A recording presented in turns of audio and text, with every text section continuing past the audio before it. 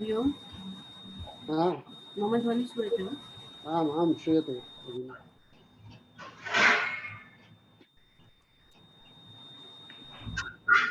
आरम्भं करोमि। येन धौता गिरा पुंसां विमलैः शब्दवारिभिः तमश्चाजानजं भिन्नं तस्मै पाणिनये नमः। अज्ञानन्धस्य लोकस्य ज्ञानाञ्जनशलाकया चक्षुरुन्मीलितं येन तस्मै पाणिनये नमः। तस्मै पाणिनये नमः। नमो नमः सर्वेभ्यः सुप्रभातं। धन्यवादः।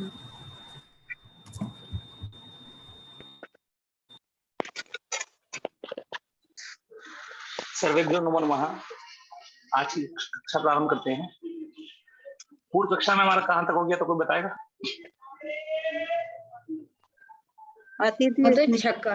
छकारांत हुआ था जी, चकारांत हुआ है, जकारांत से चालू करना जी।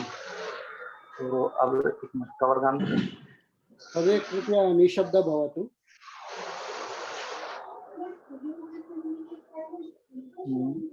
हाँ, अब देखिए छकारांत हमें प्रारंभ करना है। क्या करना महोदय? छकारांत। छकारांत में कितनी धातु हमारी अनिट है ये बताएंगे पहले कोई? छकारांत में कितनी धातु अनिट है हमारी? किसी को याद हो तो बताइए। 6 धातु अनिट है छकारांत में महोदय। छकारांत में एक धातु छकारांत अनिट में है। एक ही है, प्रच्छ। एक ही है, प्रच्छ। तो अब हम छकारांत धातु को करेंगे। देखिए आप लोग एक ही धातु है, प्रच्छ धातु है, ठीक है। अब ये धातु प्रच्छ धातु से हम अनिट प्रत्यय कौन से लगाएंगे ये बताइए पहले। प्रच्छ धातु से कौन से प्रत्यय लगाएंगे? अनिट धातु है तो सति प्रत्यय लगाएंगे, ठीक है।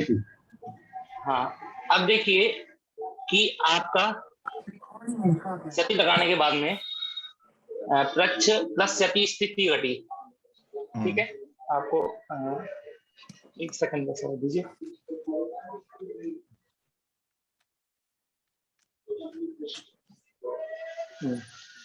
छो षोडनुनासिके से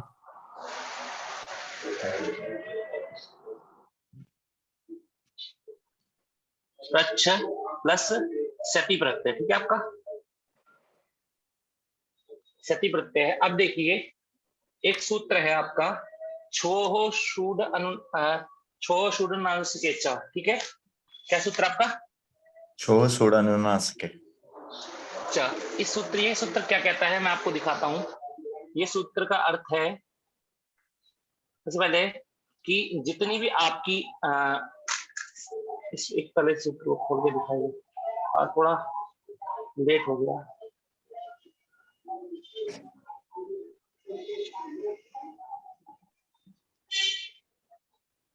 देखिए अब ये सूत्र है छो षूड अनुनासिके च। ये सूत्र कहता है कि इसमें पहले हमारा स्थानीय क्या है ये बताइए। स्थानीय हमारा छो हो, क्या है?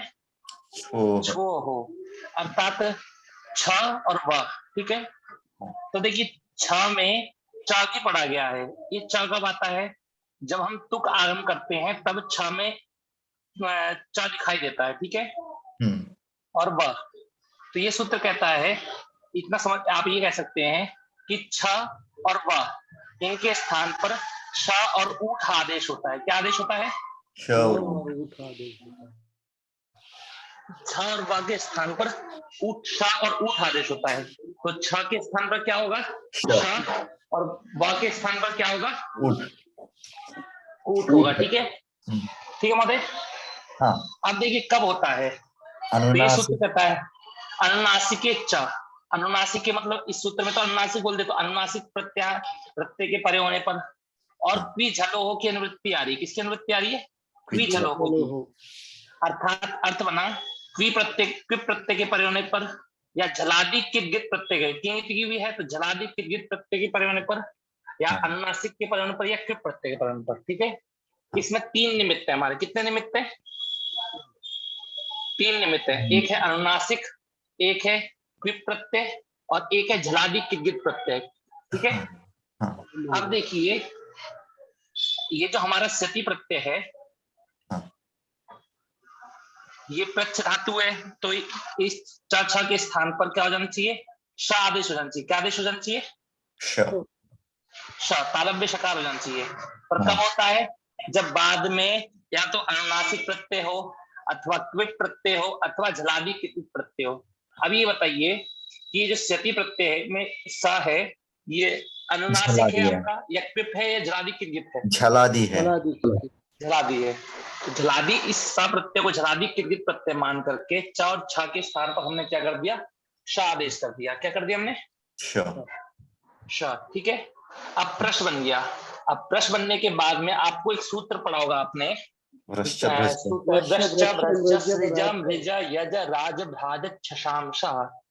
सूत्र कहता है कि तालव्य श के स्थान पर क्या होता है?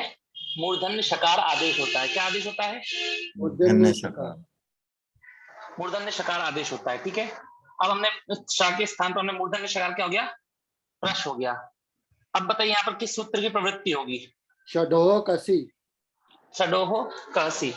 इस सूत्र के द्वारा स प्रत्यय के परे होने पर सी बोला है, अर्थात स के परे होने पर श के स्थान पर क्या हो जाएगा? क हो जाएगा। और क बनने के बाद में फिर आदेश प्रत्ययों से मूर्धन्य शकार और मिला देंगे तो क्या बन जाएगा आपका? प्रक्षति। प्रक्षति बन जाएगा आपका, ठीक है। प्रक्षति बन गया, समझ में आपको? आपको क्या करना है? प्रच्छ था, प्रच्छ के बाद में सती प्रत्यय आया, प्रच्छ के आपको च छ के स्थान पर श आदेश करना है तालव्य श, छो शूड अनुनासिक के च से, और उस तालव्य श के स्थान पर भ्रश्च भ्रश्च सृज मृज यज राज धाज शशाम शाह से क्या करना है? मूर्धन्य शकार करना है। क्योंकि भ्रश्च भ्रज जो सूत्र है यहाँ डायरेक्टली हम वृषभज लगा सकते थे क्योंकि ये सतुच्छ है ना। भ्रष्ट भ्रज लगा सकते हैं महोदय, पर लेकिन अभी देखिए भ्रष्ट भ्रज सूत्र अगर हम सीधा यहाँ पर डायरेक्ट लगाते तो भ्रष्ट भ्रज सूत्र कहाँ पर काम करता है? केवल झलादि किद्गित प्रत्यय परिवहन पर करता है, झलादि प्रत्यय के परिवहन पर करता है, और कहाँ करता है? प्रत्यय और पदांत में करता है, ठीक है। अब क्या था कि फिर अनुनासिक प्रत्यय के परे होने पर कार्य नहीं हो पाता, ठीक है। अनुनासिक और प्रत्यय के परिवहन पर कार्य नहीं हो पाता, इसलिए सूत्र का निर्माण करना पड़ेगा, ठीक है महोदय। और झलादि किद्गित की अनुवृत्ति आ रही है तो अनुवृत्ति आने से कार्य कर हो रहा है, ठीक है। अब देखिए प्रक्षति आपका बन गया।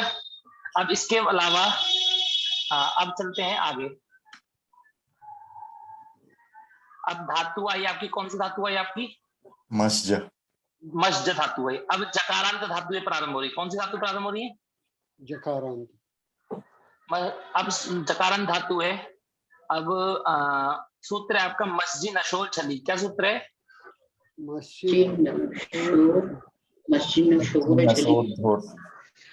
झली। ये सूत्र कहता है कि मस्ज और नश धातु को नुम का आगम होता है। किसका आगम होता है? नुम का आगम होता है। अब कहते हैं कब होता है? तो कहते हैं कि झलादि प्रत्यय के परे होने पर। कब होता है? झलादि। तो मस्ज धातु के बाद, मस्ज धातु हमारी कैसी है? ये मस्ज धातु हमारी अनिट है, तो अनिट होने के कारण इसके बाद में जो सती प्रत्यय है, सती हमारा झलादि होने के कारण मस्ज को नुम का आगम होगा। किसका आगम होगा? नुम का आगम होगा। अब जब मस्ज को नुम का आगम होगा तो कहाँ बैठेगा महोदय? मिदोंचात परहा। मिद चौंत्यात परहा। नुम में म की संज्ञा होने के कारण मिद चौंत्यात परहा से अंतिम अच के बाद अर्थात मकार उत्तरवर्ती अकार के बाद बैठेगा, तो स्थिति बनेगी म और उसके बाद में न, फिर स और ज, ठीक है। यहाँ जो लिखा हुआ है म स न ज लिखा है, ये गलत है। पहले म है, उसके बाद में न होगा, उसके बाद में स होगा, फिर ज होगा, ठीक है। अब एक सूत्र मैंने आपको पढ़ाया था पिछली कक्षा में, स्कोह संयोगाद्योरन्तेच। क्या सूत्र पढ़ाया था मैंने आपको? स्कोह संयोगाद्योरन्तेच। वो क्या कहता है कि संयोग के आदि में, दो संयोग के आदि में यदि स हो, क्या हो? स हो अथवा क हो, तो उसका- उसका लोप होता है झलादि झल प्रत्याहार के पर्यंत पर, ठीक है, और पदांत में, चलिए पदांत है अर्थात, ठीक है। तो अब सा का लोप कर देंगे तो क्या बनेगा महोदय हमारा? मंच। क्या बचेगा? मन। अब ये देखिए, ये जो सूत्र, ये जो जो अभी जकारांत है, हमने इतना काल नुम का कार्य कर लिया। नुम का कार्य हमने जकारांत मान करके नहीं किया, पूरी मत्स्य धातु को मान करके किया, ठीक है। और जो हमारा तालव्य सकार का हमने कार्य किया लोप करना, वो हमने इसको हो संयोग से संयोग के आदि को मान करके किया। अब ज को मान करके अंतिम वर्ण को मान करके क्या होता है? अब अब देखिए, हमने चवर्गीय धातुओं को दो भागों में बांटा था। कितने भागों में बांटा था? दो भागों में। दो भागों में। एक तो ये क्या कहते हैं, चौकू से जिसको कुत्व होता है, एक जिनको चौकू से कुत्व होता है, और एक होती है जिनको चौकू से कुत्व प्राप्त होता है, पर लेकिन वृश्च भ्रश्च सृज मृज यज राज भ्राज छशांश, इस सूत्र के द्वारा उन धातुओं को, जकारांत धातुओं को मूर्धन्य शकार हो जाता है। अब ये धातु जो है, मत्स्य धातु हमारी, भ्रश्च भ्रश्च सृज मृज यज राज भ्राज, इन धातुओं के अंतर्गत नहीं आ रही है। इसका मतलब इसमें क्या करेंगे हम?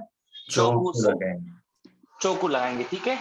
चवर्गीय धातुओं को दो ही प्रकार के सूत्र प्राप्त हो सकते हैं, या तो चौकू प्राप्त होगा या भ्रष्ट भ्रष्ट प्राप्त होगा। यदि भ्रष्ट भ्रष्ट प्राप्त है तो भ्रष्ट भ्रष्ट को लगाइए, और जब यदि भ्रष्ट भ्रष्ट प्राप्त नहीं है तो आपको चौकू ही लगाना है, ठीक है। मनीष महोदय जी, मेरा I need to leave because मुझे लगता है नितिन महोदय से मैं लॉग इन किया तो मैं लॉग आउट हो गया हूँ, मैं बाहर जाके वापस आता हूँ, तो आपको बंद होगा कि पता नहीं, मीटिंग बंद होती है कि नहीं। जी, आपने होस्ट बना दीजिए फिर। नहीं, क्योंकि मैं नहीं बना सकता हूँ क्योंकि मैं लॉग आउट हो गया हूँ। अच्छा, आप लॉग आउट हो गए हैं, ठीक है महोदय। ठीक है, मैं आपको होस्ट बना देता हूँ। ठीक है, और कंटिन्यू रखता हूँ, अगर बाहर हो गया तो मैं फिर आ जाऊंगा, अभी तो चालू है। जी ठीक है। अब देखिए, तो अब हमने जा के स्थान पर क्या होगा? कुछ तो करेंगे तो क्या होगा? जा के स्थान पर हमारे मतलब ग होगा, ठीक है, क्योंकि ज हमारा तृतीय वर्ण है और तृतीय वर्ण के स्थान पर तृतीय वर्ण होकर ग हो गया, तो बन गया मंग बन गया, ठीक है। अब ग बनने के बाद में सती, ये जो स है ये खर प्रत्याहार में आता है, तो खरीचा से क्या कर दिया? मंग हो जाएगा। फिर उसके बाद आदेश प्रत्यय से सा कर देंगे और जोड़ के मंग क्षति बन जाएगा आपका, ठीक है। और अनुस्वार से पर सवर्ण से उसको क्या हो जाएगा? पर सवर्ण होकर मंग क्षति बनेगा, ठीक है आपका। ये बताइए, इसको और व्याख्या करके बताने की जरूरत है कि नहीं है? बताइए प्रश्न क्या, समझा नहीं। इसको और व्याख्या अगर समझ में आ गया तो ठीक है, आगे चलें या भी से और बताना है इसे? नहीं, समझ में तो आ गया, कैसे बना। हाँ बोलिए महोदय। वो वार्तिक थोड़ा बताइए ना, क्या नुम का आगम तो अंतिम वर्ण से पूर्व कहाँ पे होगा जी? ये जो नुम का वार्तिक है, आगम अंतिम वर्ण जा है उससे पूर्व ही तो होगा। अंतिम अच क्या है आपका?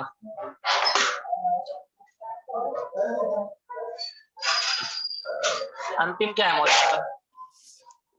सुनते नहीं है एक बार। अंतिम क्या है महोदय आपका, बताइए। मनीष महोदय एक मिनिट, कृपया सर्वे म्यूट करो तू बहुकोलाहल पृष्ठभागे आया। और मनीष महोदय जी, मुझे को-होस्ट बना दीजिए फिर से, क्योंकि पता नहीं नितिन महोदय ने लॉगिन किया है, पता नहीं, मैं लॉग आउट हो गया, खाली मुझे को-होस्ट बना दीजिए।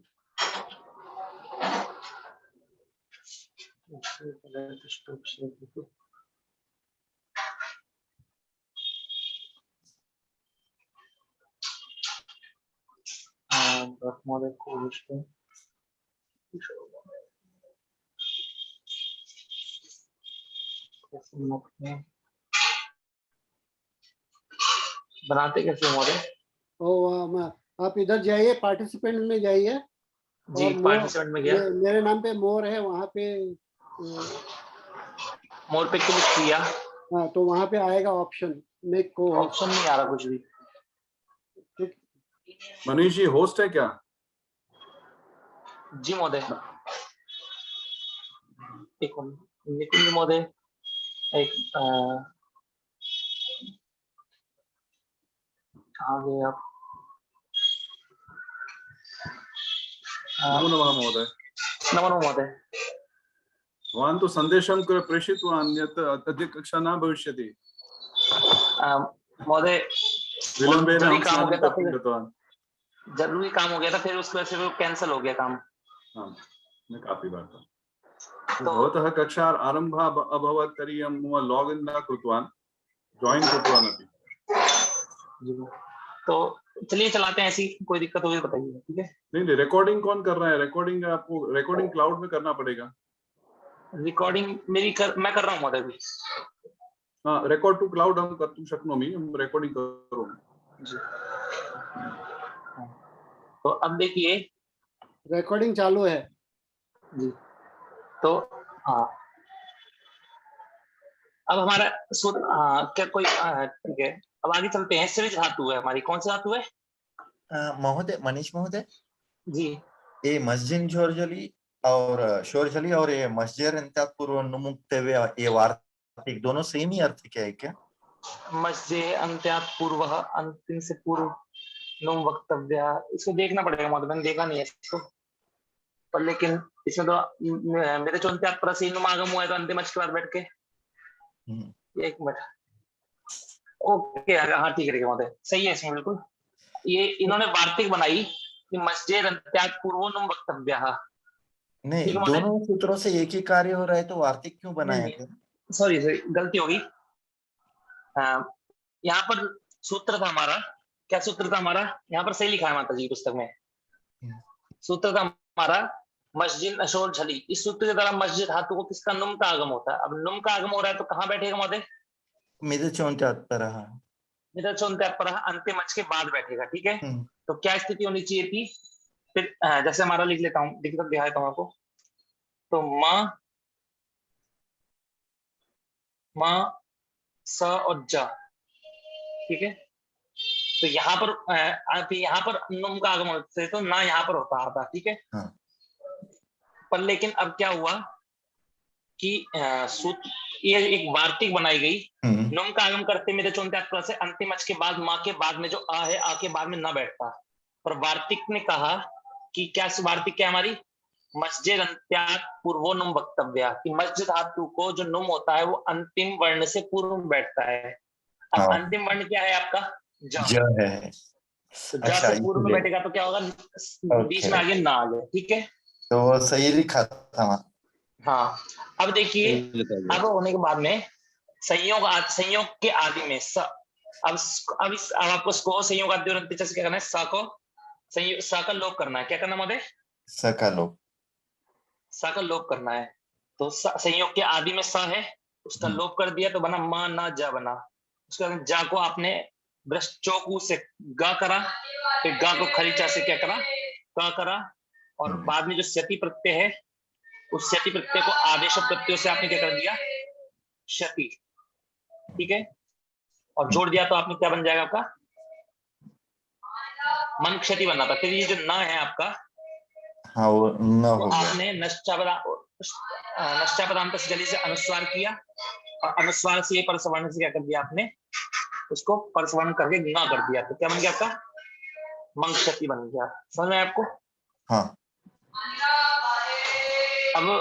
अब देखिए, सृज दिशोल झल्ले मक्की, ये सूत्र है आपका। इस सूत्र को, एक और सूत्र को व्याख्या से अच्छे से पढ़ते हैं।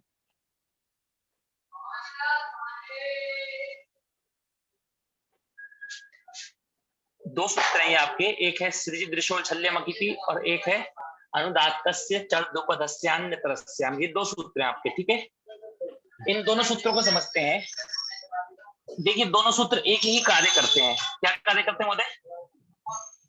दोनों सूत्र एक ही कार्य करते हैं, पर लेकिन एक सूत्र नित्य कार्य करता है, एक सूत्र विकल्प से कार्य करता है, ठीक है? एक सूत्र नित्य कार्य करता है, एक सूत्र विकल्प से कार्य करता है। अब किन किन धातु वो करते हैं ये समझिए। सृज दृशोल झल्य मकिति, ये किसको कार्य करेगा? सृज और दृश धातु को। किसको कार्य करेगा? सृज और दृश धातु। अब देखिए इसका कार्य क्या होता है।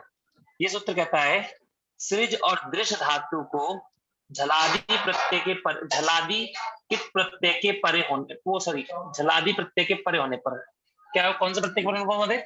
झलादी अकित प्रत्यय लिखा है। अकित प्रत्यय बोला है, ठीक है ना, तो मतलब कि कितनी होनी चाहिए, झलादी हो पर कितनी हो, ठीक है। तो झलादी अकित प्रत्यय के परे होने पर, अकित झलादी अकित प्रत्यय पर, इन दोनों धातुओं को अम का आगम होता है। किसका आगम होता है? अम का आगम होता है, ठीक है। अब देखिए सृज धातु को जब हम अम का आगम करेंगे, देखिए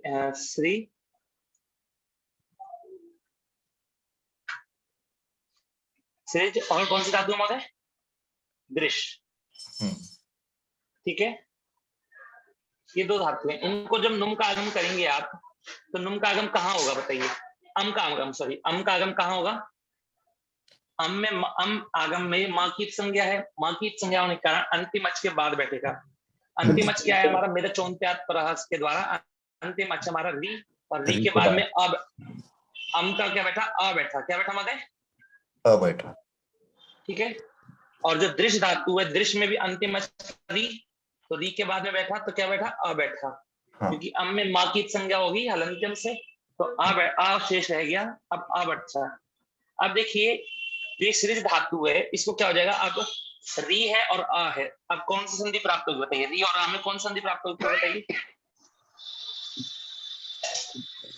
यहाँ इको एनर्जी होना चाहिए, पूर्व रूप हो जाएगा। इको एनर्जी हाँ, संधि होके री के स्थान पे र हो जाएगा। क्या हो जाएगा? री के स्थान पे र हो जाएगा, श्रज हो जाएगा। तो सृज हो गया आपका। क्या बन जाएगा आपका? सृज, सृज बन जाएगा। समझ में आपको कैसे बना? या फिर एक सेकंड हो रुकिए।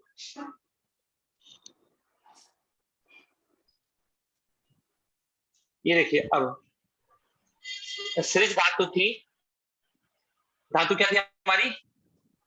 सृज धातु थी, ठीक है। अब सृज धातु को अम का आगम हुआ। किसका आगम हुआ? अम का।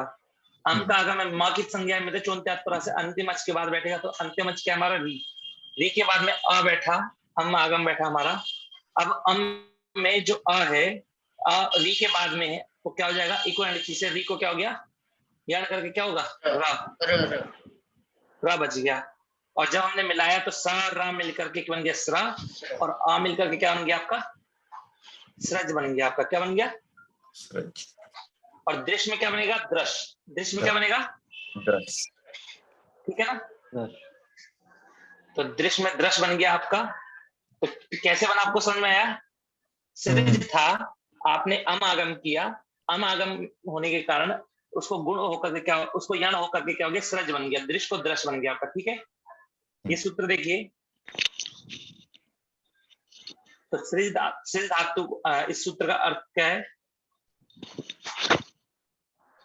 तो सृज धातु को हमने दृश्य, सृज धातु को क्या कर दिया? सृज बना लेंगे। क्या बना लेंगे? सृज। और दृश्य धातु को क्या बनाएंगे? दृश्य। दृश्य धातु को क्या बनाएंगे महोदय? दृश्य। अब ये सूत्र कब करता है काम? झलादी अकित प्रत्यय के परे होने पर। कब करता है? झलादी अकित, झलादी अकित प्रत्यय के परे होने पर, ठीक है। अब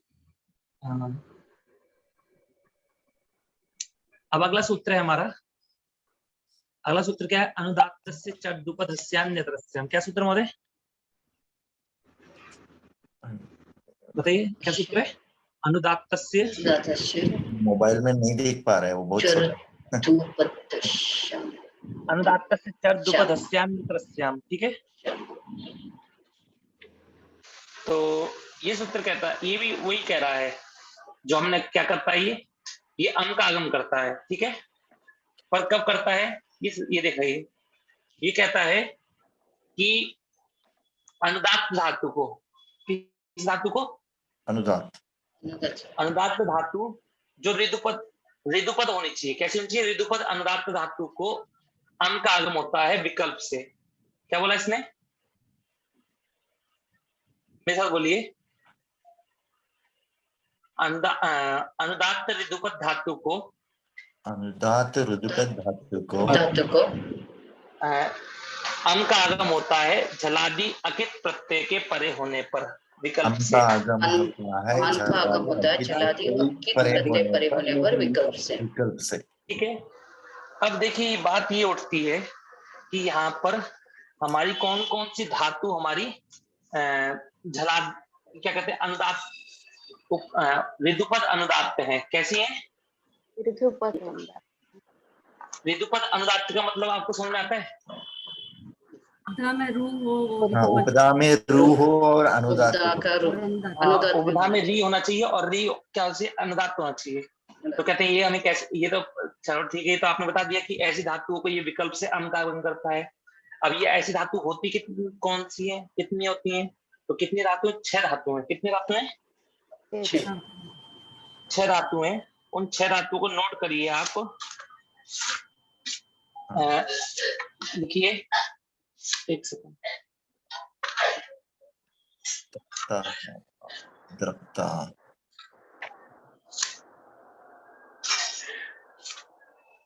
हाँ, सृप त्रिप द्रिप,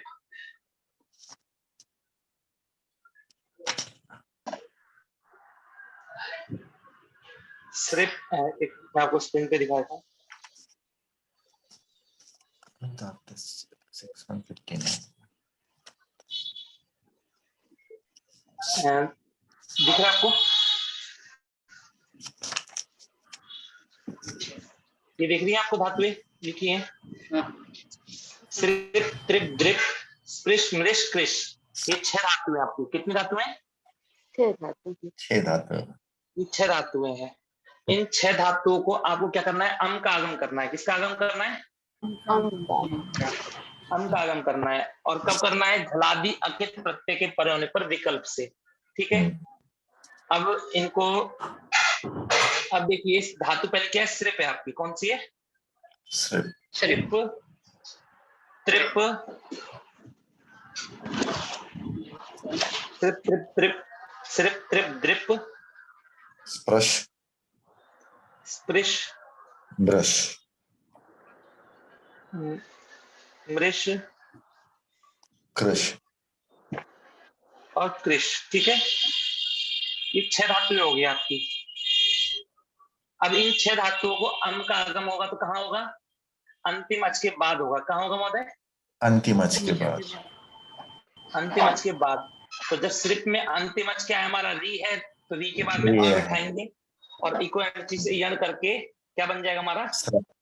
स्रप बन जाएगा। ठीक है, त्रिप में क्या बनेगा? त्रप। त्रिप में क्या बनेगा बताइए? अगला कोई दूसरा ट्रप बनेगा। ट्रप बनेगा। ठीक है, त्रिप में क्या बनेगा? द्रिप में स्पृश में स्पृश में और कृश में क्रश। ठीक है, समझ में आपको ये सूत्र का कार्य? जी। ठीक है, ये दोनों सूत्र अम का आगम करते हैं। अब देखिए इस अब आपको समझ में आएगा सूत्र अच्छे से, जिनको नहीं आया होगा। ये दोनों सूत्र क्या कार्य करते हैं? ये दोनों सूत्र झलादि अकित प्रत्यय के परे होने पर अम का आगम करते हैं। क्या करते हैं?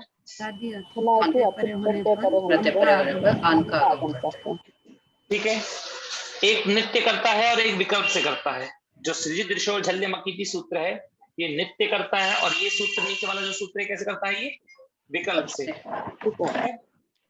ये इसने 2 धातुओं का नाम स्पष्ट कर दिया, सृज और दृश्य धातु को ही करेगा केवल। ठीक है, और इसने क्या बोला कि अनुदात्त ऋतुपद धातु को किसको करेगा? अनुदात्त ऋतुपद धातु। जब हमने सोचा कि अनुदात्त ऋतुपद धातु कौन कौन सी होती है, तो हमें कितनी मिली? 6 मिली। कितनी मिली महोदय? 6 मिली। और उनको हमने अम करा, तो अम करने के बाद अ हो जाता है। उनको ये सभी देखिए, ये सारी सृज दृश्य और ये सारी ऋतुपद, ये सभी धातु हमारी, इन सब में री है कि नहीं है? री है।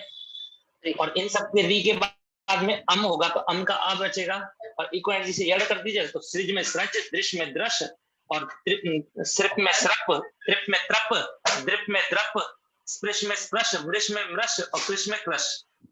ये बन जाएगा। ठीक है, समझ में आया महोदय आपको? हाँ, समझ गए। हाँ, अब देखिए, तो अब आगे चलते हैं। ठीक है, हमारी जो धातु थी धातु क्या थी हमारी? सृज धातु थी, ठीक है। अब आप देखिए, अब ज्यादा नहीं करेंगे। अब सृज धातु, हमने सृज को सृज बना लिया, किस सूत्र द्वारा? सृज दृशो झल्य मकीति से अम का आगम करके सृज बना। सृज बनने के बाद में ये जकारांत है और जकारांत धातु है, तो इसके दो भाग हुए कि किस भाग में जाएगा ये, या चौकू के भाग में जाएगा या भ्रष्ट भ्रज की, ये हमने ये निर्णय करना है। में जाएगा। हाँ, तो ये भ्रष्ट भ्रज सूत्र में सृज धातु का पाठ है, तो सृज धातु किसमें चली जाएगी? भ्रष्ट भ्रज में। तो इसके जा को क्या कर देंगे? श कर देंगे। और फिर सती है तो षडोकासी से का कर देंगे और आदेश प्रत्यय से करके क्या बन जाएगा आपका? बताइए, कोई बता सकता है क्या बनेगा? ठीक है, समझ में आया क्या कैसे बनेगा? सक्षति बनेगा, ठीक है। अब आगे चलते हैं। अब धातु आई आपकी भ्रज धातु। कौन सी धातु है? भ्रज धातु, ठीक है। अब देखिए, एक चीज याद रखिएगा, आपको देखते ही याद क्या कहते हैं, भ्रज धातु है तो हमारा सूत्र मैंने आपको पढ़ाया था, भ्रजो रोपदयो रमन्यत रस्याम, पढ़ाया था आपको सभी को। भ्रजो रोपदयो रमन्यत रस्याम, ये सूत्र क्या कहता है कि भ्रज धातु को रम का आगम होता है। भ्रज धातु को कि र और उपधा के स्थान पर, किसके मतलब र और उपधा का लोप होगा और क्या होगा? रम का आगम होगा, ठीक है। तो मतलब भ्रज र और उपधा चले जाएंगे और उनकी जगह पे अम होगा। अम आगम है तो मौखिक संकरण अंतिम अच के बाद बैठेगा, ठीक है। तो अब फिर से आपको समझाता हूँ, समझिएगा ध्यान से। धातु आपकी क्या है? भ्रज, ठीक है।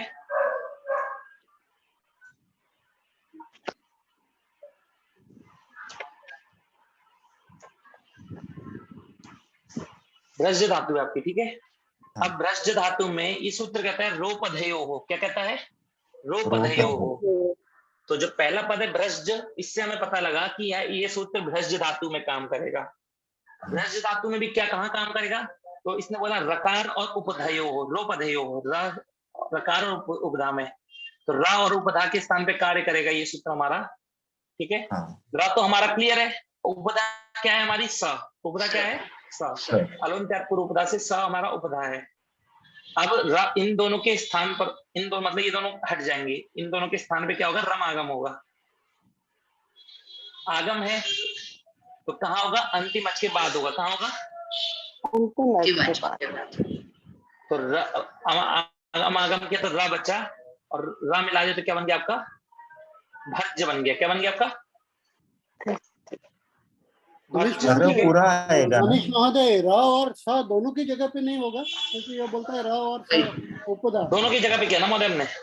नहीं, तो एक ही जगह होगा ना, एक ही जगह पे किया ना।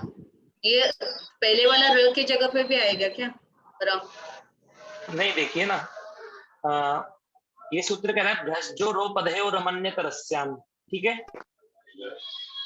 तो जो भ्रज धातु है, भ्रज धातु में हम सा का तो लोप कर सकते थे, इसको हो संयोगाद्योरन्ते च से हम सा का लोप कर सकते थे, पर इन्होंने क्या सूत्र बनाया? भ्रजो रोपधयो रमन्यत रस्याम बनाया कि रकार और उपधा दोनों के स्थान पर होगा। किसके स्थान पर होगा? दोनों के स्थान पर रकार और उपधा। रकार और उपधा दोनों के स्थान पर कार्य होगा। तो र और उपधा क्या है हमारा? स। तो दोनों चले जाएंगे। अगर ये इतना कहते हैं, अगर ये रष्ट, ये क्या कहते हैं महोदय, आगम है तो क्यों चले जा रहे हैं? वो आदेश तो नहीं है, क्योंकि र और उपधा के स्थान पर कार्य करने के लिए कह रहा ना महोदय।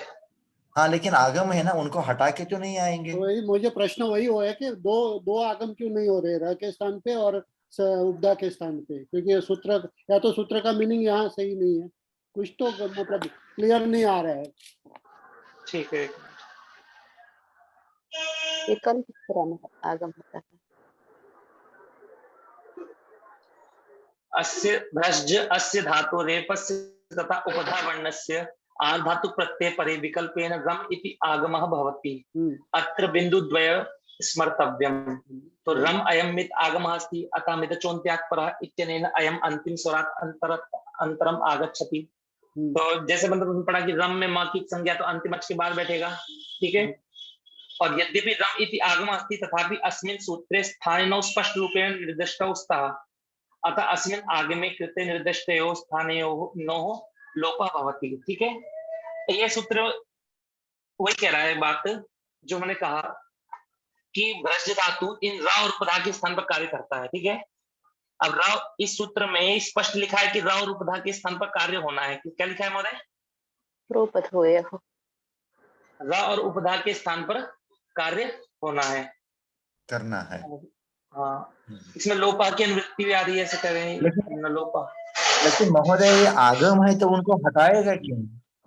ये लिखा है, देखिए यहाँ पर। नहीं, लेकिन यद्यपि महोदय गम- आगे लिखा है ना कि भ्रज के स्थान पर स्कोर संयोग का दुरंत से स का लोप होगा। अगर ये तो देखिए, उपधा में जो स है रोप- वो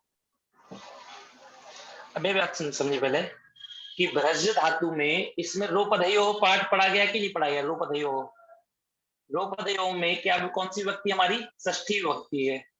तो रकार और उपधा के स्थान पर कार्य होता है, ठीक है। अब रकार और उपधा के स्थान पर कार्य होगा तो रकार और उपधा हटेगा कि नहीं हटेगा? हटेगा। अब कह रहे हैं ये आगम है, ये आदेश हाँ। होता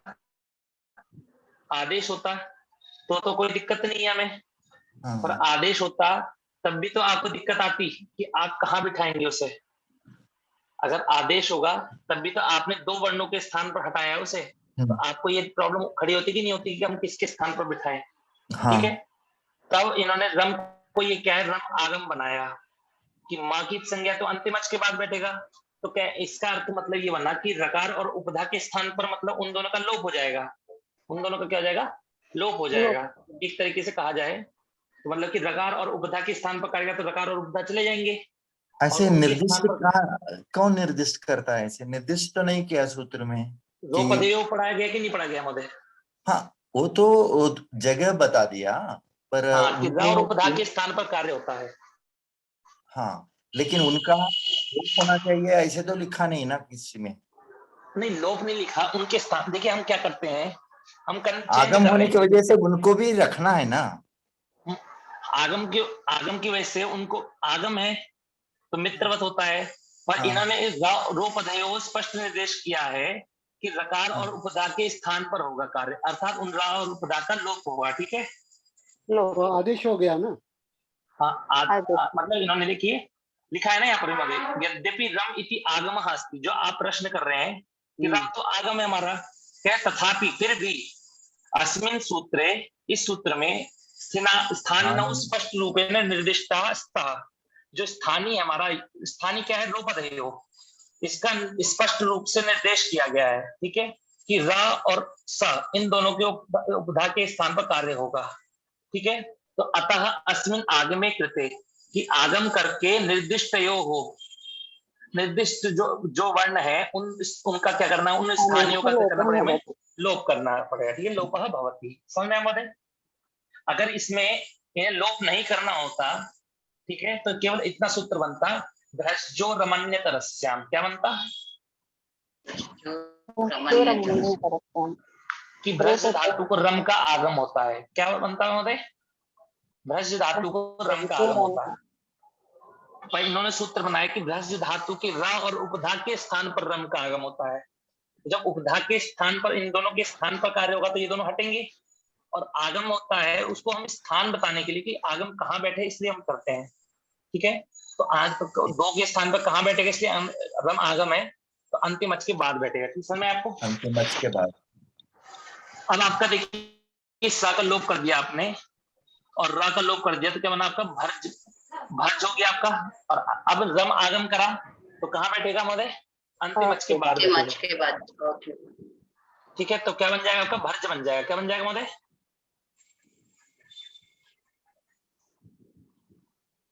भर्ज बन गया, ठीक है।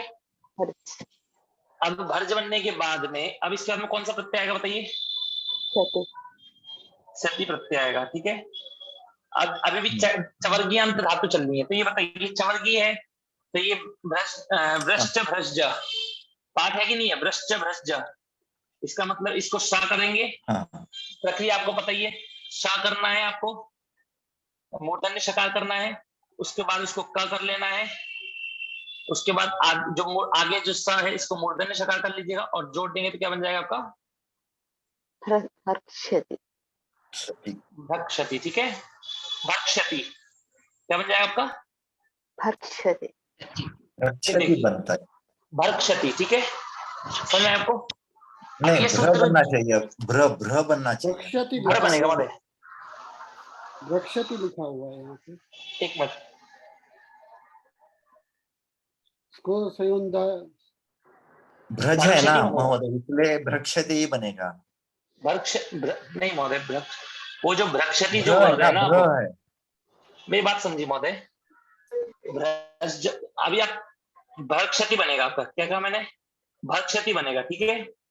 और आप अभी पहले समझिए, फिर अगले ये सूत्र कैसे काम करता है? विकल्प से काम करता है। कैसे करता है? विकल्प से। हाँ। एक बार ब्रज धातु के स्थान पर रम आगम होगा क्या? हाँ हाँ, ओके। एक बार वो स्को संयोग, एक बार ब्रज धातु के स्थान पर रम आगम नहीं होगा, तो जब रम आगम नहीं होगा तो तब आपका क्या होगा? भ्रक्षति बनेगा। तब आपको, हाँ स्यति, तब आपका रमागम नहीं होगा तो भ्रज का भ्रज ही रहेगा। तब इसको संयोगाद्योन्तेच से सका लोप कर देंगे तो भ्रज बनेगा, फिर उसको मूर्धन्य शकार कर देंगे भ्रष्ट भ्रज से, उसको फिर क कर देंगे और फिर आगे वाले को शा करके भ्रक्षति बन जाएगा। क्या बन जाएगा आपका? ठीक है महोदय, समझ में आया आपको? हाँ हाँ, भ्रक्षति बन गया। इससे दो रूप बनेंगे, एक तो बनेगा भरक्षति और एक क्या बनेगा महोदय? भ्रक्षति। समझ में आया आपको? ठीक है। एक यज, अब यज धातु है, यज धातु का भी पाठ है कि नहीं है ये बताइए? भ्रष्ट भ्रज सृज मृज यज, ये यज का क्या बनेगा? हाँ, यज को हमने सीधा समझा, जब सा होगा उसको षडोकासी भी लगेगा तो का बन जाएगा, तो क्या बना? यक प्लस क्षति, यक्षति बन गया। क्या बनेगा आपका? यक्षति। अब अंज धातु आई, अंज धातु में भी आपको देखिए भ्रष्ट भ्रज सृज मृज यज राज भ्राज, इसका अंज धातु का उसमें पाठ नहीं है, तो चौकू से क करिए, आदेश प्रत्यय से, आदेश प्रत्यय से क्या करिए, उसको आगे वाले सा को मूर्धन्य शकार बनाइए, और ये जो या है जब इसको जा को का बन जाएगा तो इसको यहाँ को भी क्या बन जाएगा? परसवन होकर के ना बन जाएगा। क्या बन जाएगा? देखिए आप सबकी आवाज बहुत आ रही है, हंसी मजाक कर रहे हैं आप लोग। ના દાદા કરતા બધું કરતા એવું નતું मीनाक्षी महोदय, जी, मीनाक्षी सबको जी, भरत जी दादा आज બધું सबको करता म्यूट कर सकते हैं, પણ आप को होस्ट है भरत जी, हाँ, जो आवाज करते हैं उनको बंद कर दीजिए। હે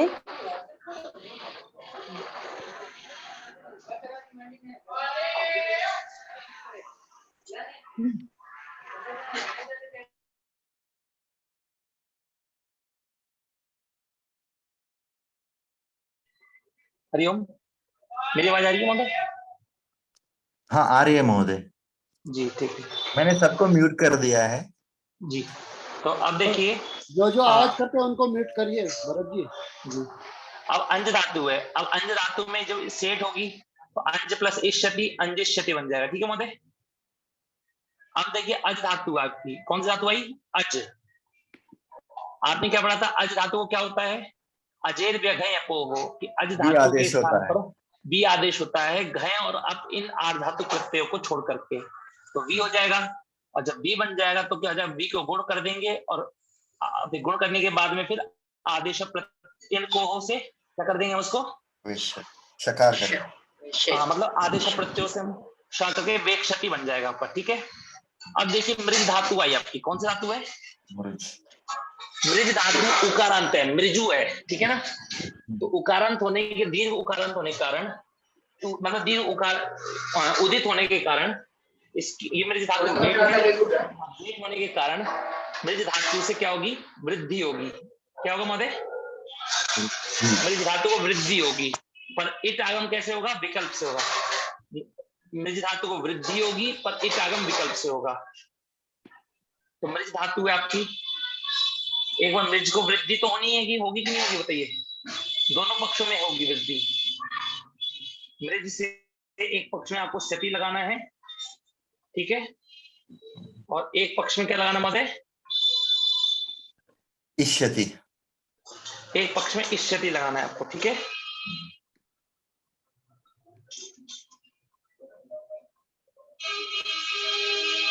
इष्यति। अब मृज धातु को सूत्र है मृजे वृद्धि, वो सीधा इतना कहता है कि मृज धातु को वृद्धि होती है, तो मृज धातु को वृद्धि होगी। मृज धातु को वृद्धि क्या होगी बताइए?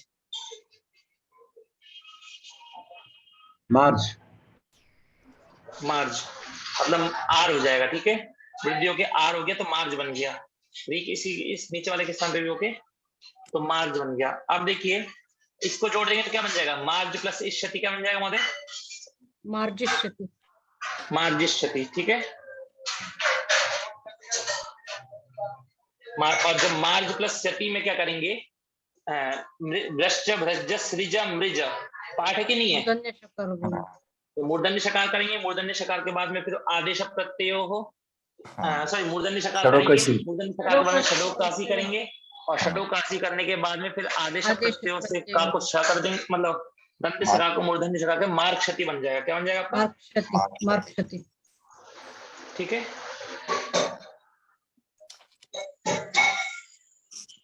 मार्ग क्षति और मार्जिष्यति, ठीक है। बने नहीं बने आपके, देखिए यहाँ पर मार्ग क्षति बना है आपका और एक बना है आपका मार्जिष्यति, ठीक है। दिख रहा है आपको सभी को। अब देखिए बीज धातु है आपकी, कौन सी धातु है,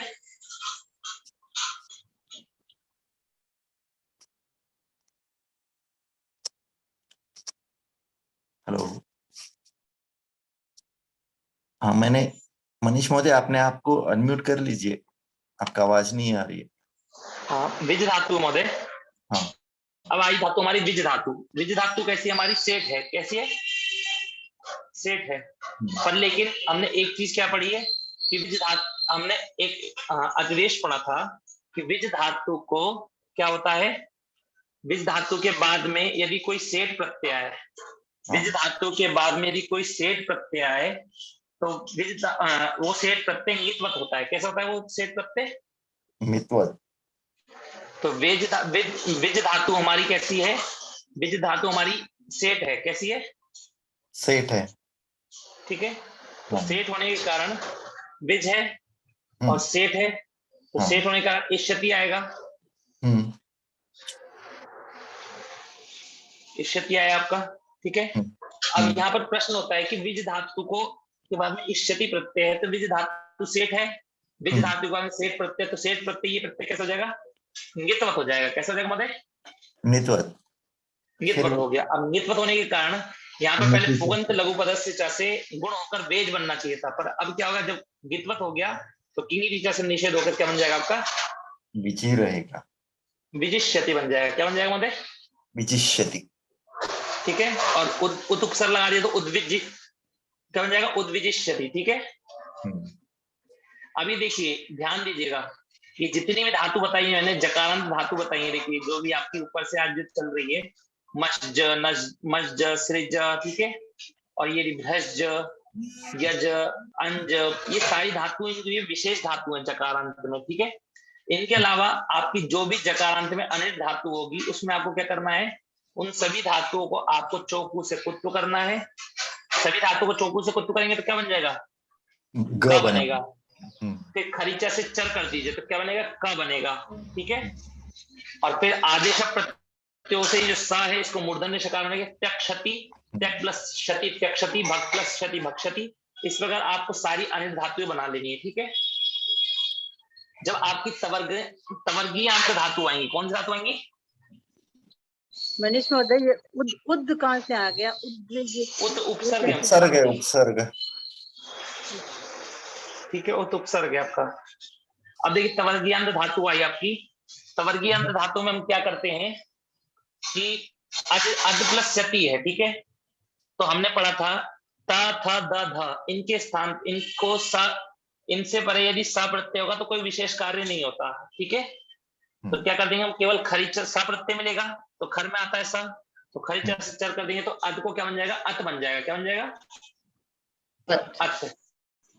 ये सारी धातु अनिट है तो अत्सति, अत्सति शुद्ध। अब देखिए शुद्ध है, शुद्ध धातु है, इसमें उपधा में उ है, उ को क्या कर देंगे, गुण कर देंगे, क्या बन जाएगा, शोध, शोध बन जाएगा। क्या बन जाएगा, शुद्ध को शोध बन जाएगा। और शोध बनने के बाद में खरीच चर किया तो क्षोध, और क्षोध प्लस सती, क्षोध सती। खिद है तो खिद धातु के बाद में, खिद धातु के बाद में सती प्रत्यय है, सती, खिद को खेद हो जाएगा, खेद सती, छिद को छेद सती। बस गुण करते जाइए। उपदा में यदि ई उ रिल मिलता है तो गुण करिए, ठीक है। हलंत धातु तो उपदा में ई उ रिल मिलेगा तो गुण कर दीजिएगा। पर लेकिन तुद को तोत्स्यति, नुत को नोत्स्यति, पर पद को पत्स्यते बनेगा। क्या बनेगा? इसको नहीं होगा क्योंकि उपधा में ई उ नहीं है, तो वित्त को वेत्स्यति, वित्त को वेत्स्यति, वित्त को वेत्स्यते, ठीक है, इत्यादि रूप बन जाएंगे। अब देखिए इसमें दो दकारांत धातु विशेष है। कैसी है दो दकारांत धातु?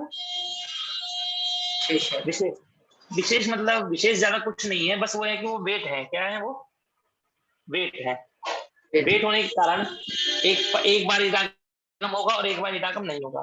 तो जब इडागम नहीं होगा तो क्लिद है, तो क्लिद को गुण कर दीजिए, क्लेद बन जाएगा, और खरीच अस्टर कर दीजिए, क्या बन जाएगा? क्लेद सती। क्या बनेगा? क्लेद सती।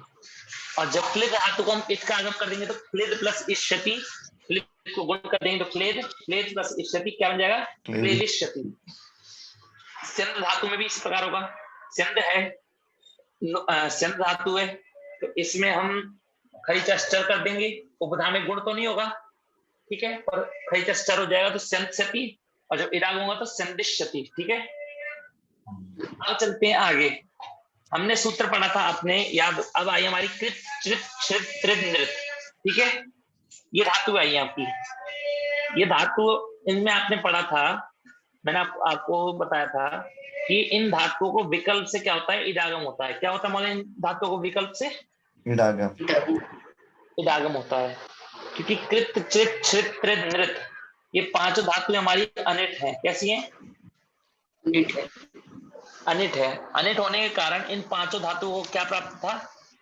इंडागम प्राप्त नहीं था। पर इस सूत्र एक मिनट, अब इनको क्या हो जाएगा? इनको विकल्प से हो जाएगा। क्या हो जाएगा? इनको इडागम हो जाएगा, मतलब विकल्प वेट हो जाएंगे। क्या हो जाएंगे? वेट हो जाएंगे, मतलब विकल्प से इडागम होगा। तो कृत धातु को एक बार इडागम करेंगे तो क्या बनेगा? कर्तिष्यति, और एक बार इडागम नहीं करेंगे तो ये सारी, ये सेठ धातु है सारी। कैसी धातु है? सेठ धातु है सारी। इन धातुओं को अब फिर अब वेट हो गई, तो एक बार इडागम करेंगे तो कर्तिष्यति, चर्तिष्यति, छद्दिष्यति, तर्दिष्यति, नर्तिष्यति, और जब इडागम नहीं करेंगे तो क्या करेंगे? गुण करके, केवल गुण तो दोनों में होगा पर इडागम विकल्प से होगा, ठीक है, समझ में आपको? हाँ। और छिद है तो छिद में द है, इसको खरीच अस्टर बना लीजिए तो छद्दिष्यति बनेगा, और एक बार छद्दिष्यति। समझ में मुझे? क्लियर हुआ कि नहीं हुआ ये बताइए? ये क्लियर हो गया। हो गए। ठीक है, ये पांचों धातु देखिए सेठ कैसे हैं, आपको ये समझ लीजिए पांचों धातु सेठ कैसे हैं। क्योंकि हमारी सारी की सारी तवर्गीयांत तकारांत धातु कैसी होती है? हमारी सारी तकारांत धातु सेठ होती है। कैसी होती है? तो देखिए इन सारी की सारी तकारांत धातु सेठ होती है, तो ये तीन धातु सेठ है कि नहीं है? ये तकारांत है, और तकारांत सारी धातु सेठ होती है, तो तीनों धातु सेठ हैं। अब चलते हैं दृत, छिद और त्रिद में। जब हम छिद और त्रिद इनमें पता करने गए कि ये कैसी हैं, मूल मतलब सामान्य में कैसी हैं, तो देखा हमने इन दोनों में कहीं छिद और त्रिद दिख रही है? बताइए। छिद, त्रिद, अद, पद, शद, सद, हद, खिद, छिद, भिद, विद, विद, छिद। हाँ, छिद तो दिख रहा है। छिद नहीं है महोदय, ये छिद है, छिद नहीं है। ना, छिद नहीं है, ये छिद है पर छिद नहीं है, ठीक है ना? तो ये दोनों धातु इसमें भी अनिट धातुओं में भी नहीं पड़ेगी, अर्थात ये पांचों धातु सेठ है। कैसी है ये? सेठ है। सेठ है, सेठ थी। इस सूत्र के द्वारा इनको सेठ होने के कारण इनको कर्तिष्यति, एक ये रूप बनना चाहिए था, एक रूप ही बनना चाहिए था इडागम होने वाला, सेठ होने के कारण। पर इस सूत्र ने क्या कह दिया कि सकार आदि प्रत्यय के परे होने पर, कौन सा प्रत्यय के परे होने पर? सकार आदि प्रत्यय के परे होने पर इन पांचों धातु वेट हो जाती हैं। कैसे हो जाती हैं पांचों धातु? वेट। अब चलिए देखिए, ये सूत्र में कहाँ आता है वो क्षति और सिद्धि? क्या बोले? ये सूत्र में कौन सा प्रत्यय अभी कब होगा? ये कहना है से प्रत्यय कह रहा है, से मैंने आपको बताया था, से अर्थात सकार आदि प्रत्यय के परे होने पर, ठीक है। तो सकार आदि जो भी प्रत्यय मिलेगा वहां पर आपको वेट करना था, पर इसने कह दिया असिची। क्या कह दिया? असिची। इस प्रत्यय सकार आदि तो है पर वहां पर नहीं होगा। इस प्रत्यय सकार आदि है पर वहां पर नहीं होगा। ठीक है, ओके। अब वृद्ध ये सूत्र आया, इसमें देखिए 5 धातु, इसमें क्लृप धातु को भी ले लेंगे। ठीक है, क्लृप धातु, ये 5 धातु, ये हमने इस सूत्र को व्याख्या पढ़ी थी, हमने पूर्व कक्षा में, पहली कक्षा में पढ़ा था। जब हमने पढ़ा था ये सूत्र क्या कहता है कि न वृद्भ्यश्च चतुर्भ्यः, क्या कहता है ये, न वृद्भ्यश्च चतुर्भ्यः, कि इन ये 4 धातु हैं, वृत्त, वृद्ध, श्रित, स्यंद, इन 4 धातुओं को और एक क्लृप धातु ले लीजिए। कौन सी धातु? क्लृप। आगे आएगी, फिर यहाँ पर लेके चलिए। इन 5 धातुओं को नवृद्भ्यश्च, इन 4 धातुओं को तो नवृद्भ्यश्च चतुर्भ्यः से परस्मैक पद में इटागम नहीं होगा और आत्मनेपद पद में इटागम होगा। ये हमने पढ़ा था कि नहीं पढ़ा था? हमने क्रम से जब हमने सूत्र पढ़े थे तब हमने पढ़ा था। ठीक है, अब आपने नहीं याद किया या फिर नहीं देखा तो आपकी गलती है। फिर अगर नहीं समझ में आया हो तो आप बता दीजिए, मैं फिर से बता दूंगा। ठीक है, आप देखेंगे तो पता लग जाएगा। तो ये सूत्र तो ये कहता है कि पन्ना वृद्भ्यश्च चतुर्भ्यः, तो ये क्या कहता है आपको इतना बताता हूँ। ये कहता है वृत्त, वृद्ध, श्रित, स्यंद, इन 4 धातुओं को परस्मैक पद में इडागम नहीं होता है। क्या बोला इसने महोदय? परस्मैक पद में इडागम नहीं होता, परस्मैक पद में नहीं होता, आत्मनेपद में होगा। अब जब इन्होंने परस्मैक पद में नहीं होता है तो इसका मतलब क्या हो जाएगा? आत्मनेपद में होता है। हाँ, इसका मतलब आत्मनेपद में होता है। ठीक है, तो इन 4 धातुओं को परस्मैक पद में इडागम नहीं होगा क्योंकि परस्मैक पद की अनुवृत्ति आ रही है। किसकी अनुवृत्ति आ रही है? परस्मैक पद की अनुवृत्ति आ रही है। ये केवल स्विच धातु की वजह से होगा जी, बाकी तो सारे उभयपदी है तो हो जाएगा वहां। हाँ, जैसे ठीक है महोदय। तो अब देखिए, तो वृत्त धातु है, इससे परस्मैक पद के प्रत्यय लगाएंगे तो इटागम नहीं होगा और आत्मनेपद के प्रत्यय लगाएंगे तो इटागम हो जाएगा। तो वृत्त धातु से परस्मैक पद के प्रत्यय में इटागम नहीं होगा, तो इन चारों के परस्मैक पद के रूप बना लीजिए। वृत्त को क्या होगा? वर्त। क्या बन जाएगा? वर्त, वर्त्सति। श्रित है, शुद्ध में भी धा है कि नहीं है? शुद्ध में भी धा है हमारा, तो इसको भी क्या कर लीजिए आप, इसको भी आपको क्या करना है? खरिचर कर लीजिए, तो क्या बन जाएगा? शर्त। क्या बन जाएगा? श्रित को शर्त, वृत्त को वर्त और स्यंद को स्यंत। स्यंद को क्या बन जाएगा? स्यंत, और जोड़ दिए तो वर्त्सति, शर्त्सति, वर्त्सति, स्यंत्सति। और जब इन धातुओं को इडागम कर देंगे तो वर्त प्लस इष्यते वर्तिष्यते, जब शब्द प्लस इष्यते सर्दिष्यते, वर्त प्लस इष्यते वर्धिष्यते और स्यंद प्लस इष्यते संदिष्यते। समझ में आया महोदय? अब आपकी धातु है बुध और बंध। कौन सी धातु है? बुध और बंध। बुध और बंध धातु है। तो कह रहा है कि जिन धातुओं के आदि में जा को छोड़कर, मतलब ये मान लीजिए बुध और बंध है। ठीक है, तो बुध धातु है। अच्छा, यहाँ पर आपको सूत्र मैंने पढ़ाया कि नहीं पढ़ाया? एकाचो बशो बश झषन तस्य भो। हाँ, पढ़ाया, मेरे को याद है मेरे को। हाँ आपने पढ़ाया, लेकिन वो थोड़ा सा हार्ड है समझने में। हाँ, हार्ड है वो, इसलिए उससे भूल जाते हैं। तीन कंडीशन सेटिस्फाई करने पड़ते हैं। हाँ ठीक है, तो हम जब क्रम से जा रहे हैं तो हमको लेना तो पड़ेगा ही। हाँ, सूत्र क्या है? एकाचो बशो भस झषन तस्य भो। ठीक है, अब ये सूत्र मैंने बहुत अच्छे से समझाया था, फिर से समझा देता हूं आपको। ये कहता है, पहले समझिए इस सूत्र में आपका एकाच तो आप सभी को पता ही है। हाँ, एकाच अनेकाच सब पता ही है आपको। हाँ। ठीक है, बश किसे कहते हैं? बश तृतीय वर्ण को। हाँ, तृतीय वर्ण को तो बोलते हैं महोदय, पर उसमें एक वर्ण नहीं आता, वो है आपका ज। क्या नहीं आता है आपका? ज नहीं आता। क्लियर हो गया आपका? हाँ, तो बश में सारे तृतीय वर्ण आते हैं पर ज नहीं आता केवल। ठीक है, हाँ। अगला पद है आपका भश। अगला पद क्या है आपका? भश। भश में कौन कौन से वर्ण आते हैं? इसमें चतुर्थ वर्ण। सभी चतुर्थ वर्ण आते हैं, पर कौन सा वर्ण नहीं आता इसमें? झ नहीं आएगा शायद। झ नहीं आएगा। ठीक है, तो देखिए दोनों बश में वर्गों के चतुर्थ वर्ण आते हैं पर चवर्ग का च नहीं आता, मतलब ज नहीं आता। चवर्ग का क्या है? ज नहीं आता। और झश में भश में वर्गों के चतुर्थ वर्ण आते हैं पर चवर्ग का चतुर्थ वर्ण नहीं आता, वो क्या है हमारा? झ। ठीक है,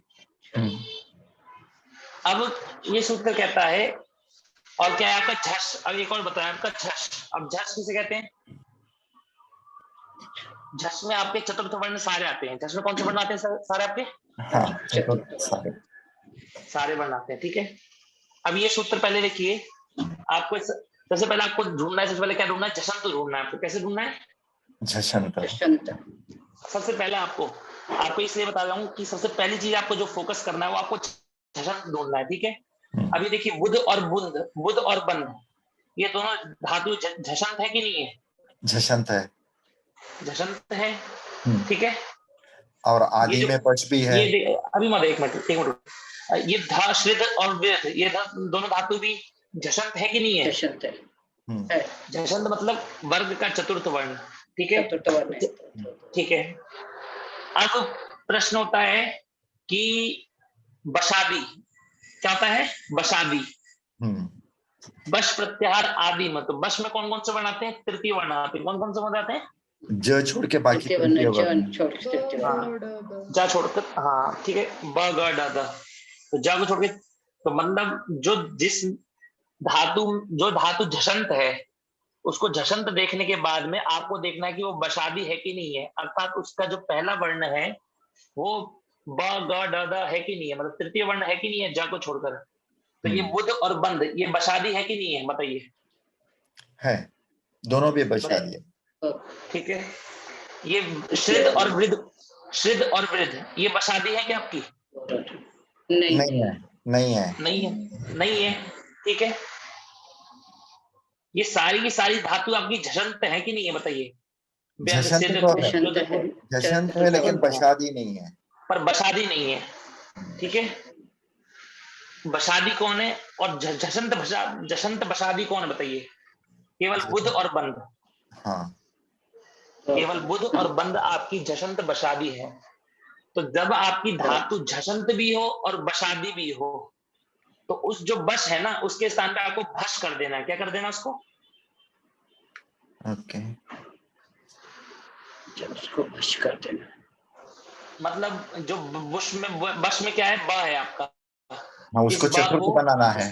भश कर देंगे तो अर्थात चतुर्थ वर्ण बन जाएगा। क्या बन जाएगा? चतुर्थ वर्ण बना। चतुर्थ वर्ण, ठीक है, चतुर्थ वर्ण बन जाएगा। तो क्या बन जाएगा? बुध को बन जाएगा बुध बन जाएगा। क्या बन जाएगा? बुध। और गुण कर देंगे तो क्या बन जाएगा? भोध, भोध और भंद, भोध और भंद बन जाएगा, ठीक है। फिर अब इसमें ना, इसको ना है, ठीक है, भोध और भंद। अब धा को इनके बाद में सती आया, सा है, सा को देखते ही आपको मन में आएगा खरीचा। इस धा को क्या बन जाएगा? ता बन जाएगा। तो भोध सती और भंद सती, भोध सती और भंद सती, ठीक है। फिर से आपको और एक और चीज समझाता हूँ जिस पर माता जी समझाती हैं, वो 3 4 4 3। हाँ बिल्कुल महोदय। तो बुध धातु है हमारी, ठीक है।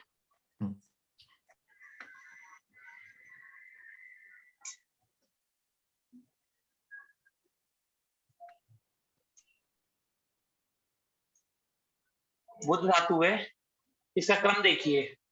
ब कौन सा वर्ण है हमारा? तृतीय वर्ण है। कौन सा वर्ण है? तृतीय। और धा कौन सा वर्ण है हमारा? चतुर्थ। चतुर्थ वर्ण है। ये जो सूत्र की कंडीशन अप्लाई होती है, पहले ये कैसे करता है? ये बोलता है झषंत ढूंढता है। क्या ढूंढता है? झषंत ढूंढता। तो मतलब पहले चवर्ग किया, पहले आपको देखना है कि जिस धातु में आप देख रहे हो उसमें चवर वर्ग का चतुर्थ वर्ण होना चाहिए। कौन सा वर्ण होना चाहिए? वर्गों के चतुर्थ वर्ण होना चाहिए, पर चवर्ग के छोड़ के, चवर्ग का छोड़कर, ठीक है ना। सॉरी, क्या बोल रहा हूं मैं? बराबर, बराबर है। चतुर्थ होने चाहिए बस, आपको चतुर्थ होने चाहिए, चाहे कोई सा भी चतुर्थ हो। हाँ, कोई सा भी चतुर्थ हो, पर चतुर्थ होना चाहिए आपका, ठीक है। फिर आपको देखना है कि बश, क्या करना है आपको? आदि में बश है क्या? बश होना चाहिए। बश मतलब तृतीय मिलेगा आपको। आप जब चतुर्थ में झष देखेंगे तो मतलब चतुर्थ मिलेगा, और जब आदि में बश देखेंगे अर्थात तृतीय मिलेगा। तो अभी क्या संख्या हो रही है? 34 हो रही है आपकी। क्या हो रही है? 34। जब ये आपकी 34 संख्या घट जाए, जब आपकी धातु में 34 संख्या घट जाए, तो आपको क्या करना है? इस 3 को क्या कर लेना है? 4 कर लेना है। तो क्या बन जाएगा आपका? 44 बन जाएगा। क्या बन जाएगा? 44। और 44 बनने के बाद में ये डिपेंड करता है कि बाद में कौन सा वर्ण है। ये जो धा है, यदि इसके बाद में कोई आपको वर्ग का चतुर्थ या तृतीय मिलेगा तो इस धा को दा बन जाएगा, और यदि द्वितीय, प्रथम और खर मिलेगा तो क्या बन जाएगा? इसको धा को ता बन प्रथम। जाएगा। ठीक है, महोदय, वो तो आपका जलाम जैसी का विषय है। ठीक है महोदय, बोलिए महोदय। मनीष महोदय, लेकिन उसके आगे भी देखना पड़ेगा ना, स और द है। ना जी महोदय, वो बता, उसके बाद ही तुरंत बता रहा हूँ। ये तो आपकी कंडीशन अप्लाई होगी। पहले मैंने कार्य पद समझा कि क्या कार्य होता है। अब ये जो कार्य ही कहाँ कहाँ होता है, तो कहता है साध्वा के पर होने पर। कहाँ होता है? स और ध्वा। सा और ध्वा के परे होने पर। ठीक है, और कुछ भी आता है क्या इसमें? सा ध्वा जली पदांते, ऐसे क्या? मेरे हिसाब से शायद सा ध्वा जली पदांते आता है। इसमें हाँ महोदय, आ जाता है महोदय। झली का अनुवृत्ति झली आता में है ऊपर से, झलो झली से नहीं, वो झली अनुवृत्ति आता है। झलोझली की अनुवृत्ति तो नहीं दिखा रही है, पर लिखा है इसमें पदांत में लिखा है पदांत परे होने पर, पदांत सकार और ध्वा परे होने पर। कब होता है ये? पदांत पद में के अंत सकार में। परे या तो ध्वा परे। हाँ, तो पद के अंत में वो होगा, अथवा सकार परे होने पर होगा, अथवा ध्वा परे होने पर होगा। ठीक है, समझ में आपको? तो पदांत तो पदस्य से वो अधिकार से पता चलता है ना कि पदांत है। अंत्य का अनुवृत्ति दिखा रहा है। पदांत को उदाहरण, इसका मैं उदाहरण दिखाऊंगा आपको। ठीक है, पदांत का उदाहरण हम घटा चुके हैं वैसे। नहीं, अंत्य ठीक है, का अनुवृत्ति आ रहा है इसको संयोगाद्योरंत से। हाँ ठीक है महोदय, इसको संयोगाद्योरंत जैसे अंत्य की अनुवृत्ति आ रही है आपकी। ठीक है, तो मतलब सा ध्वा और पदांत में ये सूत्र कार्य करता है। अब ये कोई सूत्र कार्य समझ में आया आपको? सूत्र कार्य समझ में आया कि नहीं आया? हर सूत्र, हर धातु की एक संख्या होती है। अगर हम समझना चाहें तो हर धातु की एक संख्या होती है, होती कि नहीं होती है? अगर वो दोनों धातु में दोनों वर्ग अगर उसके होंगे तो संख्या होती है। किसकी? प्रवर्ग में। किसमें? वर्गों में। अगर वर्ग के हैं दोनों वर्ण तो उसकी संख्या होगी। ठीक है, वर्ग के होंगे, याद रखिएगा। जैसे मान लीजिए आपकी इस धातु की संख्या, जब आपकी 3 और 4 की संख्या घटेगी तो आपको 4 बना लेना है। ठीक है, आपकी क्रुद्ध धातु है। कौन सी धातु है? क्रुद्ध। इसकी संख्या बताएंगे, इसकी संख्या क्या है? एक और 4। एक 4 क्या है? 14 होगा। 14। ठीक है, और हमारी संख्या क्या होनी चाहिए? 34 होनी चाहिए। क्या होनी चाहिए?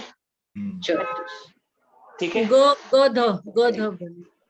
ठीक है, मतलब हमारा अगर यहाँ पर ग होता है, मिलेगा यहाँ पर नहीं इसमें, ऊपर दो जो है वो लिख दिया है। हाँ नहीं, इस मतलब अगर जैसे समझा जाए, अगर यहाँ पर क की जगह ग होता तो हमारा 34 मिल जाता। तो इस ग को क्या बन जाता? हमारा घा बन जाता। क्या बन जाता? इस घा को घा बन जाता।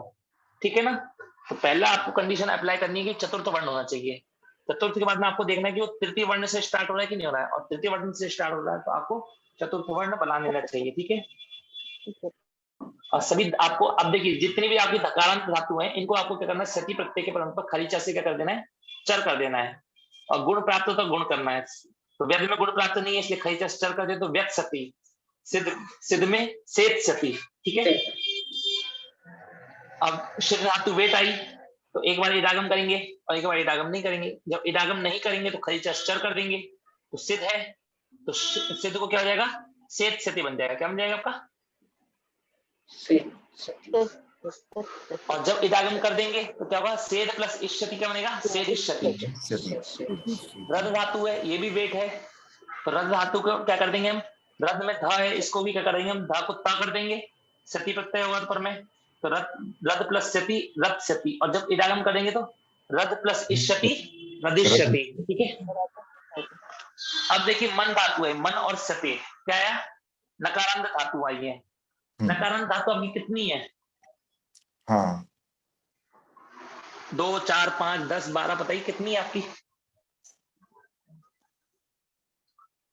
2 धातु है। कितनी है आपकी? नकारांत धातु आपकी 2 है। ठीक है ना? हाँ। नकारांत धातु आपकी अनेक 2 है, एक है मन और एक है हन। ठीक है, मन और हन ये आपकी 2 नकारांत अनेक धातु है।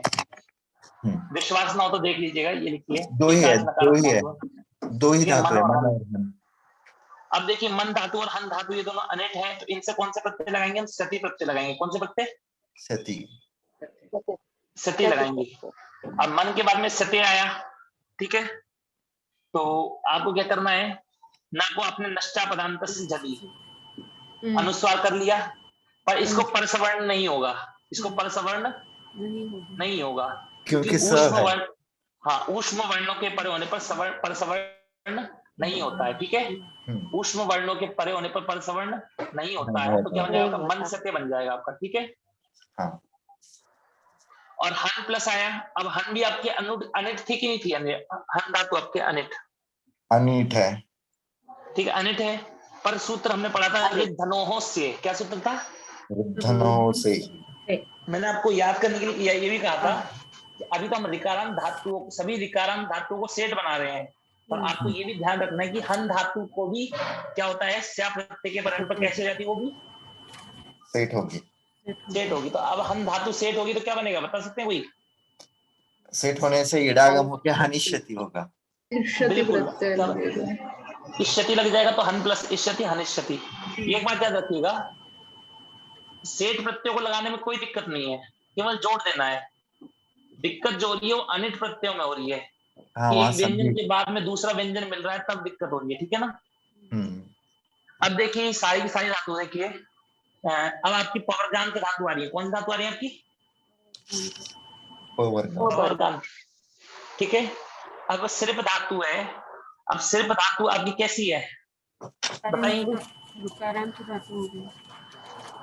देखिए मैं बोलता हूँ, तप वप शप स्वप, तप वप शप सब छिप, तप वप शप सब छिप लिप, एक मिनट, तप वप शप स्वप छिप लिप रुदुपद है, सभी रुदुपद है। रुदुपद धातु रुदुपद नहीं, धातु ऋतुपद तो है, पर लेकिन ये बताइए अनिट है कि नहीं है? हाँ, अनिट धातु अनिट धातु है सभी। अनिट धातु है, ठीक है। देखिए त्रिप द्रिप सृप ये तीनों अनिट है। त्रिप द्रिप सृप अनिट है कि नहीं है? अनिट है, अनिट है आपकी, ठीक है, ये तीनों अनिट है। अब स्पृश मृष और कृष ये भी अनिट है कि नहीं है बताइए? वो भी अनिट है, वो भी अनिट है। तो ये जो 6 की 6 धातु है, ये 6 की 6 धातु आपकी कैसी है? अनिट है। कैसी है? अनिट है। तो इन 6 की 6 धातुओं के रूप आपको इनसे अनिट है तो अनिट प्रत्यय लगाने हैं आपको, पर इन 6 धातुओं से आपको विकल्प से क्या करना है? अम का आगम करना है। क्या करना है विकल्प से? अम का आगम। जब आप विकल्प से अम का आगम करेंगे, एक बार रूप बनेगा आपका स्रप बनेगा। क्या बनेगा? स्रप। और एक बार बनेगा स्रिप। क्या बनेगा एक बार? स्रिप। अब कोई ये मुझे बताइए कि स्रप कब बनेगा और स्रिप कब बनेगा? जब अम का आगम करेगा तभी श्रप बनेगा, और अम का आगम नहीं करेंगे तो श्रप बनेगा। बिल्कुल सही, ठीक है। तो श्रप का अम का आगम करेंगे तो श्रप बनेगा, और अम का आगम नहीं करेंगे तो श्रिप बनेगा। अब हम पवर्गांत धातु को ले रहे हैं, तो हम पहले 3 धातु को लेते हैं, तो क्या बनेगा? श्रप प्लस सती, श्रप सती और श्रिप सती। क्या बनेगा रूप? श्रपशति। ठीक है, देखिए बना कि नहीं बना? श्रप सती, और जब श्रिप सती बनेगा तो श्रिप रहेगा, तो री को क्या हो जाएगा? गुण हो जाएगा। क्या हो जाएगा? री को गुण होगा। श्रिप आपकी विकारांत ऋदुपद है कि नहीं है बताइए? ऋदुपद है, और गुण होके सर्प हो जाएगा। सर्प हो जाएगा। एक रूप बनेगा सर्पसती और एक दूसरा रूप बनेगा सर्पसती। क्या बनेगा? सर्पसती, ठीक है। इसी प्रकार आपको ये आपकी जो, अब ये आपकी देखिए श्रिप धातु तो आपकी कैसी है? आपकी सेठ है केवल, वो अनिट है केवल। कैसी है? अनिट है। पर आपकी जो धातु है सारे अनिट है। नहीं, सारी वैसे तो सारी अनिट है, पर लेकिन ये जो त्रिप और द्रिप धातु है ना महोदय, ये वेट है। कैसी है? हाँ, आपकी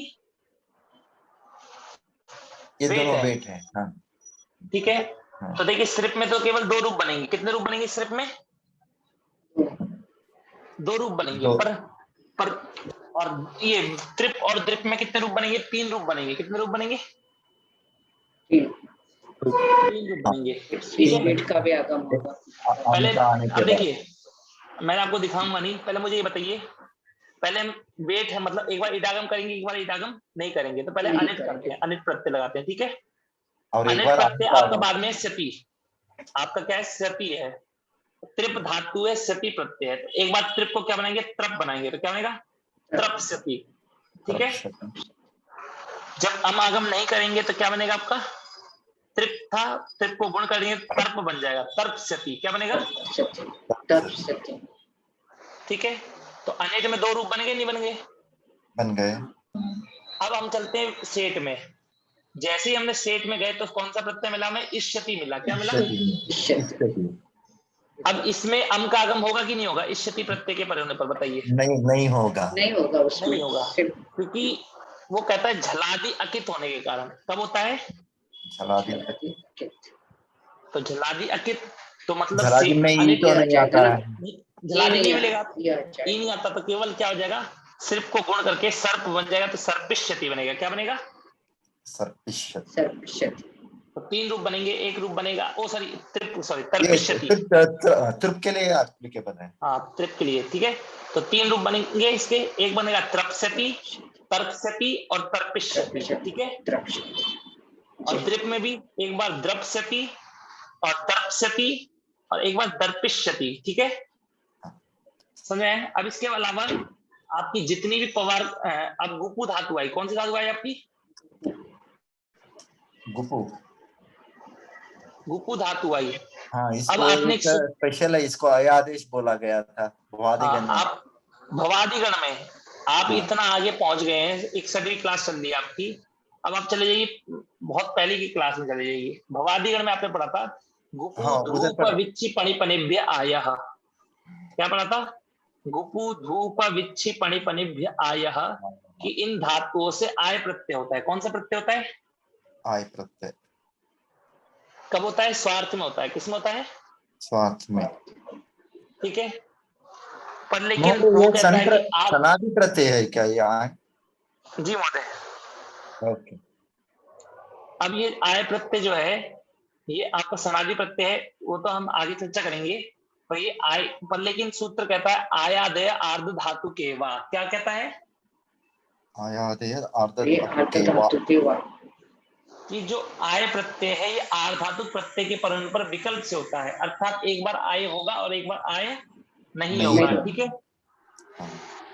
अब देखते हैं आप कितना समझ रहे हैं। जब गुप में आय करेंगे तो क्या बनेगा, ये उसको आगे वाला प्रत्यय है इसलिए इसको गुण होगा, गोपाय बनेगा, गोपाय बनेगा, ठीक है।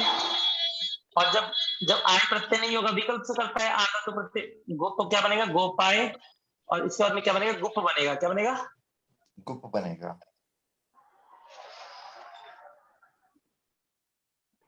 अब ये बताइए गुप धातु आपकी कैसी है, अन्यथा की सेठ है, बताइए, देखते बताइए इसमें गुप धातु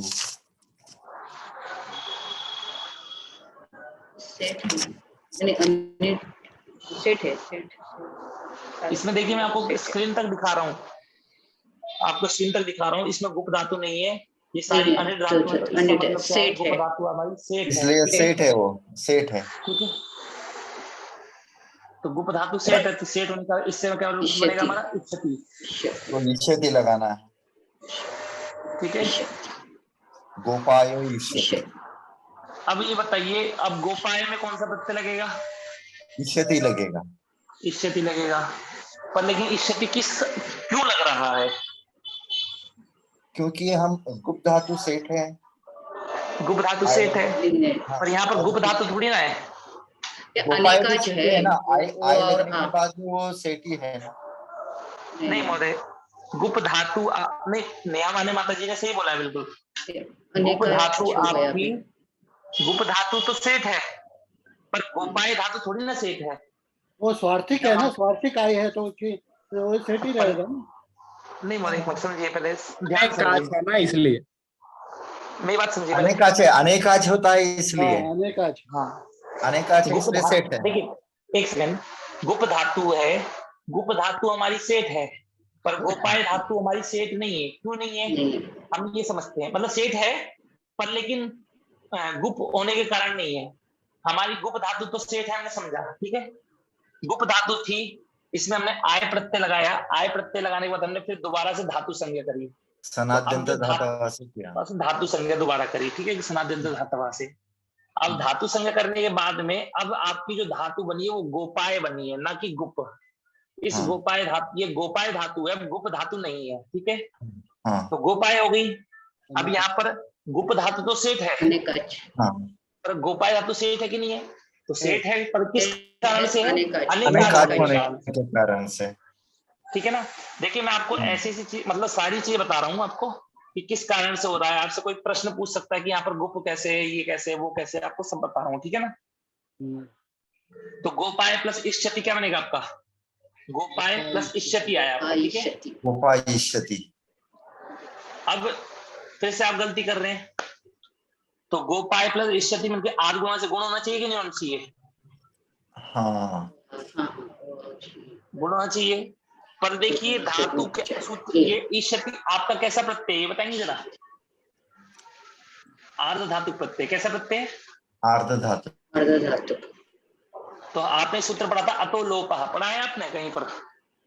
हाँ, पढ़ा था कि अदंत अंग का लोप होता है, कब होता है? आर्ध धातु प्रत्यय के प्रत्यय परे रहते थे, तो अ का लोप होता है यहाँ पर। क्या बन जाएगा? अब क्या बन जाएगा?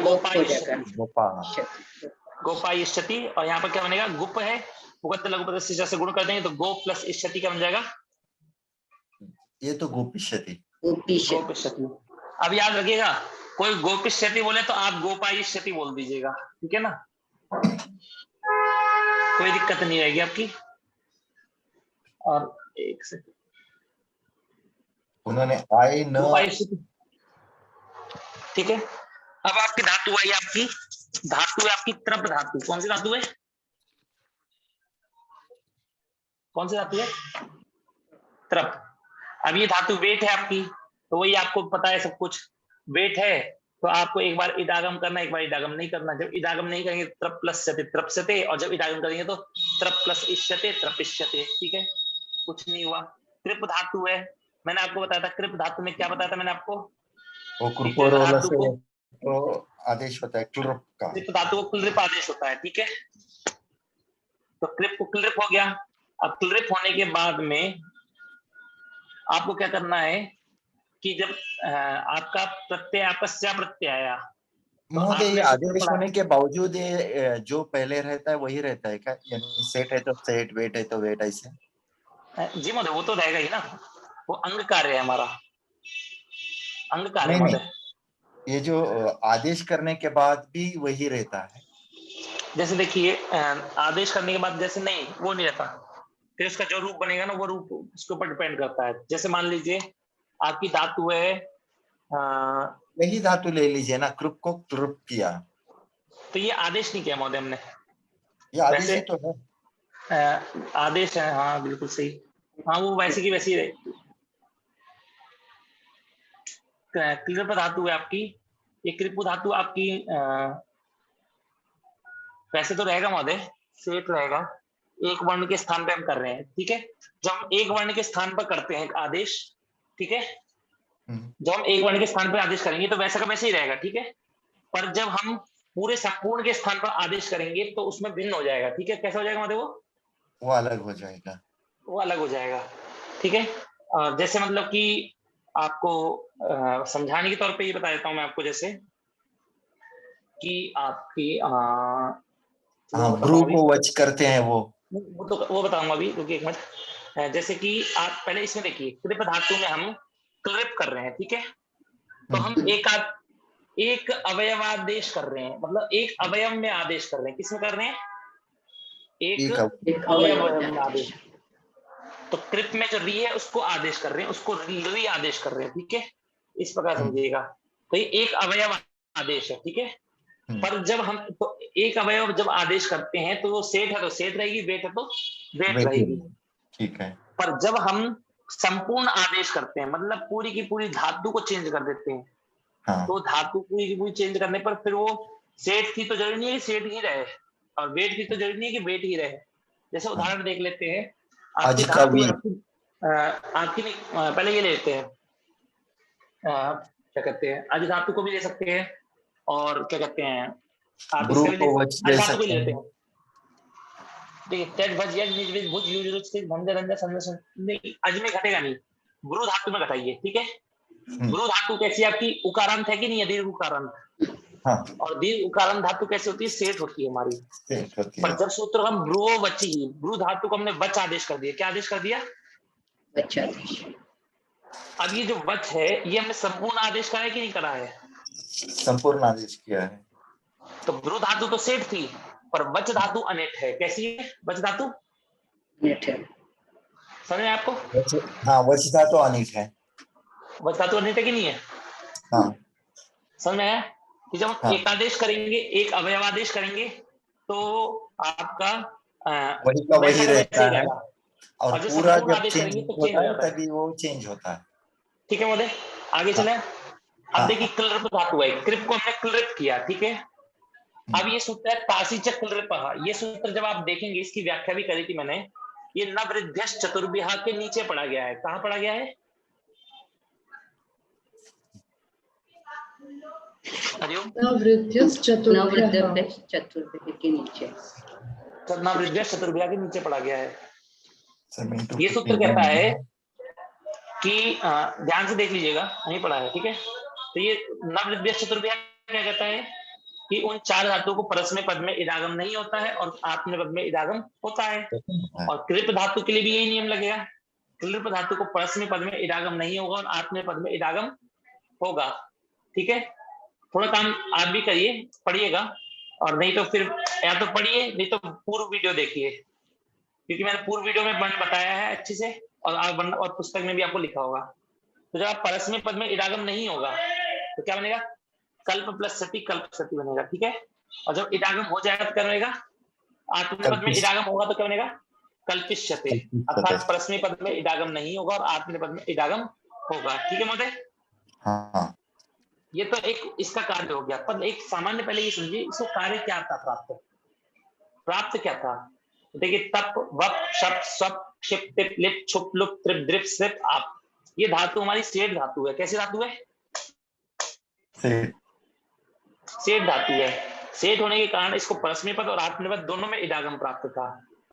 और ये जो वृत्तादि धातु है आपकी, वृत्त श्रित, ये सभी सेठ धातु हैं, इनको भी परस्मै पद में और आत्मनेपद दोनों में इडागम प्राप्त था। पर इन सूत्र ने क्या कर दिया कि परस्मै पद में इडागम नहीं होगा, आत्मनेपद में तो प्राप्त है ही, ठीक है महोदय। हाँ, ये कैसे पता, ये सूत्र में कहाँ से अनुवृत्तियां है, पता नहीं लगता सूत्र से। हाँ, तो इसके लिए आपको याद करना पड़ेगा, सूत्र याद करने पड़ेंगे, ठीक है। ठीक है। हाँ, नवृद्ध्यश्च चतुर्भ्याः सूत्र के नीचे पढ़ा गया है ये सूत्र, तासीच क्लृपः। विश्वास नहीं हो रहा तो आपको दिखाता हूँ, नहीं है ना, 7 to 59, 7 to 60। हाँ, ये देखिए 7 to 59 और 7 to 60, ठीक है,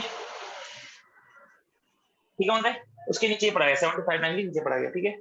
अब देखिए अब पकारांत धातु आई है। अब शेष इन सबको, जो ये पकारांत हमने पढ़ी, इन सबको छोड़ के यदि कोई पकारांत धातु आती है तो क्या करना है, उसको अन्य धातु को केवल जोड़ देना, तप प्लस सति तप सति, वप प्लस सति वप सति, सप प्लस सति सप सति, और यदि उपधा में यदि गुण प्राप्त होगा तो गुण कर दीजिएगा। तो टिप प्लस सति टिप प्लस सते टेप सते, लिप प्लस सते लेप सते, ठीक है महोदय। हाँ, भकारांत धातु आएंगी तो भकारांत में भी कोई कार्य नहीं करना। ये भकारांत धातु हमारी चतुर्थ तो है, देखिए तीनों, ये भकारांत धातु हमारी चतुर्थ तो है, पर तृतीय नहीं है आदि में। तो तृतीय नहीं है तो बस चतुर्थ कहां से करोगे, तो इनको क्या होगा, यब है, यब प्लस सति, खरीचा से चर कर दीजिए तो यप सति हो जाएगा। क्या हो जाएगा, क्या हो जाएगा महोदय, यपशति वपसते, ठीक है। रब प्लस सते रब सते लब सते, ठीक है।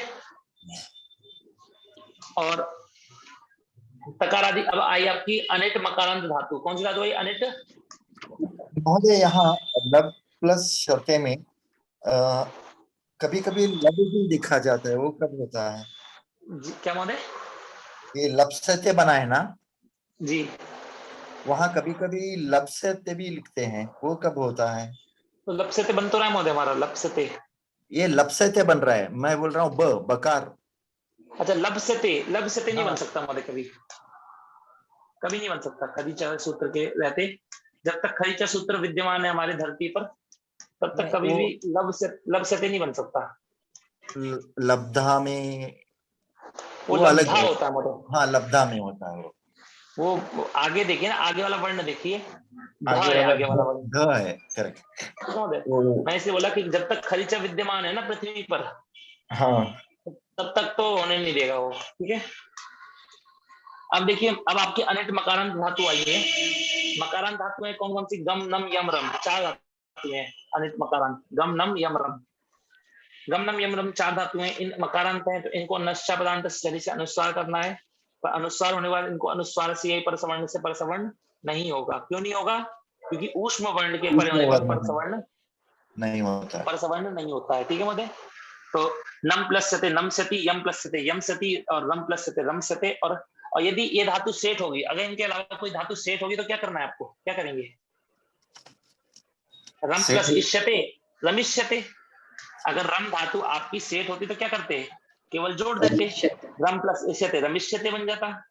अब देखिए, क्षम धातु है आपकी, ये वेट धातु है, तो एक बार इदागम नहीं होगा। जब इदागम नहीं होता तो क्षम प्लस सते क्षमसते, और जब इदागम हो जाएगा तो क्या बनेगा?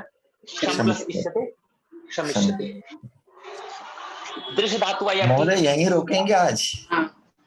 एक मिनट महोदय, बस एक मिनट, पहले मैं देख लूं पहले कितना बच्चा है। दूसरे क्लास का वक्त हो रहा है। अभी ठीक है महोदय, बहुत अधिक है, अभी ग्रहण नहीं होता है। ठीक है ठीक है, अभी हो जाता आज नहीं तक रखते हैं, ठीक है। तो ऊष्म वर्ण हो गया। अब किसी का कोई प्रश्न तो प्रश्न पूछ लीजिए। अगली कक्षा में हम इससे आगे चलाएंगे, ठीक है महोदय। पर याद रखिएगा, इसकी अगली कक्षा में इसको समापन करके एक चीज आप ध्यान रखिए, कवर्गांत धातुओं को यदि सप्रत्यय पर में होता है तो देखिए, चाहे कवर्गांत हो, चाहे चवर्गांत हो, चाहे टवर्गांत हो, चाहे तवर्गांत हो, चाहे पवर्गांत हो, उन सभी को क्या होता है, यदि चतुर्थ वर्ण है उन सभी को क्या होता है? प्रथम वर्ण होता है। सप्रत्यय के पर क्या होता है? प्रथम वर्ण होता है खरीचा से, ठीक है। ये तो खरीचा का नियम हो गया। कवर्गांत है तो कवर में क ख ग घ को का बन जाएगा, च छ ज झ को चा बन जाएगा, ट ठ ड ढ को टा बन जाएगा, त थ द थ को ता बन जाएगा, त थ द और प फ को पा बन जाएगा। ये तो खरीचा का नियम हो गया। अब इन चारों में भी आपको एक चीज और ध्यान रखिएगा कि आपका जो कवर का कवर ही रहेगा, पर चवर्ग जो है उस चवर को क्या बन जाएगा? कवर्ग बन जाएगा। क्या बन जाएगा? उस चवर्ग को चवर्ग को कवर्ग बन जाएगा, चौकू से। तवर्ग का तवर्ग ही रहेगा, तवर्ग का तवर्ग ही रहेगा, पवर्ग का पवर्ग ही रहेगा। ये आपका क्लियर हो गया इतना? हाँ। यकार, अब कोई धातु यकारांत हुई, कैसे हुई आपकी? यकारांत, तो यकारांत है तो यकारांत की यकारांत रहेगी, वकारांत की वकारांत रहेगी, रकारांत की रकारांत रहेगी, और लकारांत की लकारांत रहेगी। इनको कोई भी विशेष कार्य नहीं होगा, ठीक है महोदय। खरीचा भी नहीं लगेगा, कुछ नहीं लगेगा, वैसे की वैसे ही रहेंगी। जो दिक्कत आती है वो आती है ऊष्म धातु में। किसमें आती है? ऊष्म वर्णांत में। ऊष्म वर्णांत में क्या दिक्कत आती है? ऊष्म वर्णन पहले ये बताइए, कौन कौन से वो होते हैं आपके पास?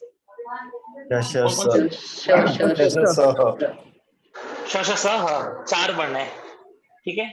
इन चारों का अलग नियम है, इन चारों का अलग नियम है। पहले हम ले लेते हैं तालव्य शकारांत को। किसको ले लेते हैं? तालव्य शकारांत, ठीक है। तालव्य शकारांत को हम मूर्धन्य शकारांत बना लेंगे। तो तालव्य शकारांत को हम मूर्धन्य शकारांत बनाएंगे, तो मूर्धन्य शकारांत और तालव्य शकारांत एक जैसी है कि नहीं है? बताइए, है कि नहीं है? है। और इसके बाद मूर्धन्य शकार के बाद में यदि सा मिलेगा तो षडों का का कर लीजिए, और ठीक है। अब जो दंत सकारांत है वो दंत सकारांत की वैसी ही रहेंगी, ठीक है। उसमें आपको कुछ नहीं करना। अब जो हकारांत आएंगी तो हकारांत धातु को भी विभाजन कर देते हैं। कैसे कर देते हैं हकारांत धातु को? कि होठ हा लग जाता है, अथवा दादे धातु घा लग जाता है, ठीक है। एक सामान्य तौर पर बताया, इसको अगली कक्षा में व्याख्या विस्तार पूर्वक बताऊंगा। और इसलिए बता रहा हूं मैं क्योंकि आपको ये सकार आदि प्रत्यय, सकार प्रत्यय के पर, सकार के पर होने पर ये कार्य होते हैं, ठीक है। कोई भी आपकी हलंत धातु हो तो उसको सकार के प्रत्यय पर होने पर ये कार्य होते हैं। जब आपका प्रत्यय कोई ताथा प्रत्यय आएगा तो मैं आपको ताथा का बताऊंगा, ठीक है। ठीक है, तो आपको उसका बता दूं। जैसे आपका लुट लकार आएगा, इसके ये लृट लकार खत्म होती है, जैसे लृट लकार खत्म हुआ उसके 10 मिनट में लुंग लकार भी रिंग लकार भी खत्म हो जाएगा 10 मिनट में, ठीक है, क्योंकि लिट और रिंग की प्रक्रिया पूरी सेम है, ठीक है, सेम प्रक्रिया टोटल पूरी सेम है, बस जो अंतर होगा वो मैं बता दूंगा आपको। उसके बाद आपका लुट लकार प्रारंभ करूंगा। लुट लकार में आपका ता मिलेगा, ता तारो तारह, तो उसमें आपको प्रक्रिया जो बताऊंगा वो उसकी थोड़ी अलग प्रक्रिया होगी, ठीक है।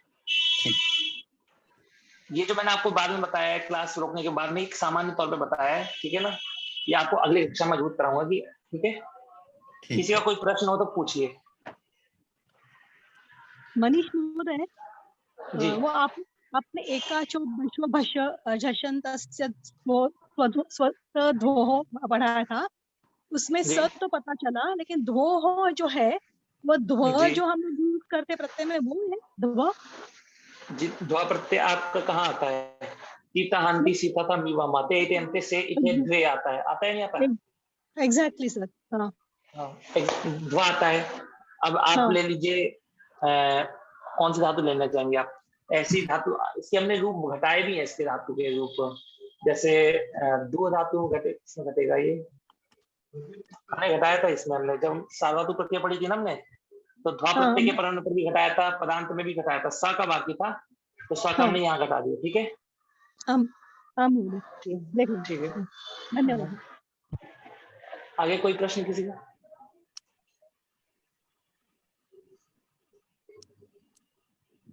संचिता जी है क्या? संचिता जी या जल्पा जी? हाँ महोदय। संचिता जी, ये थर्सडे को आप थोड़ा इनिशिएट करिएगा, क्योंकि थर्सडे को मैं भी नहीं हूँ, निकुंज महोदय भी नहीं। ठीक है महोदय। आप स्टार्ट कर दीजिए मीटिंग, और बाद में मनीष जी को और भरत जी को जो भी है उनको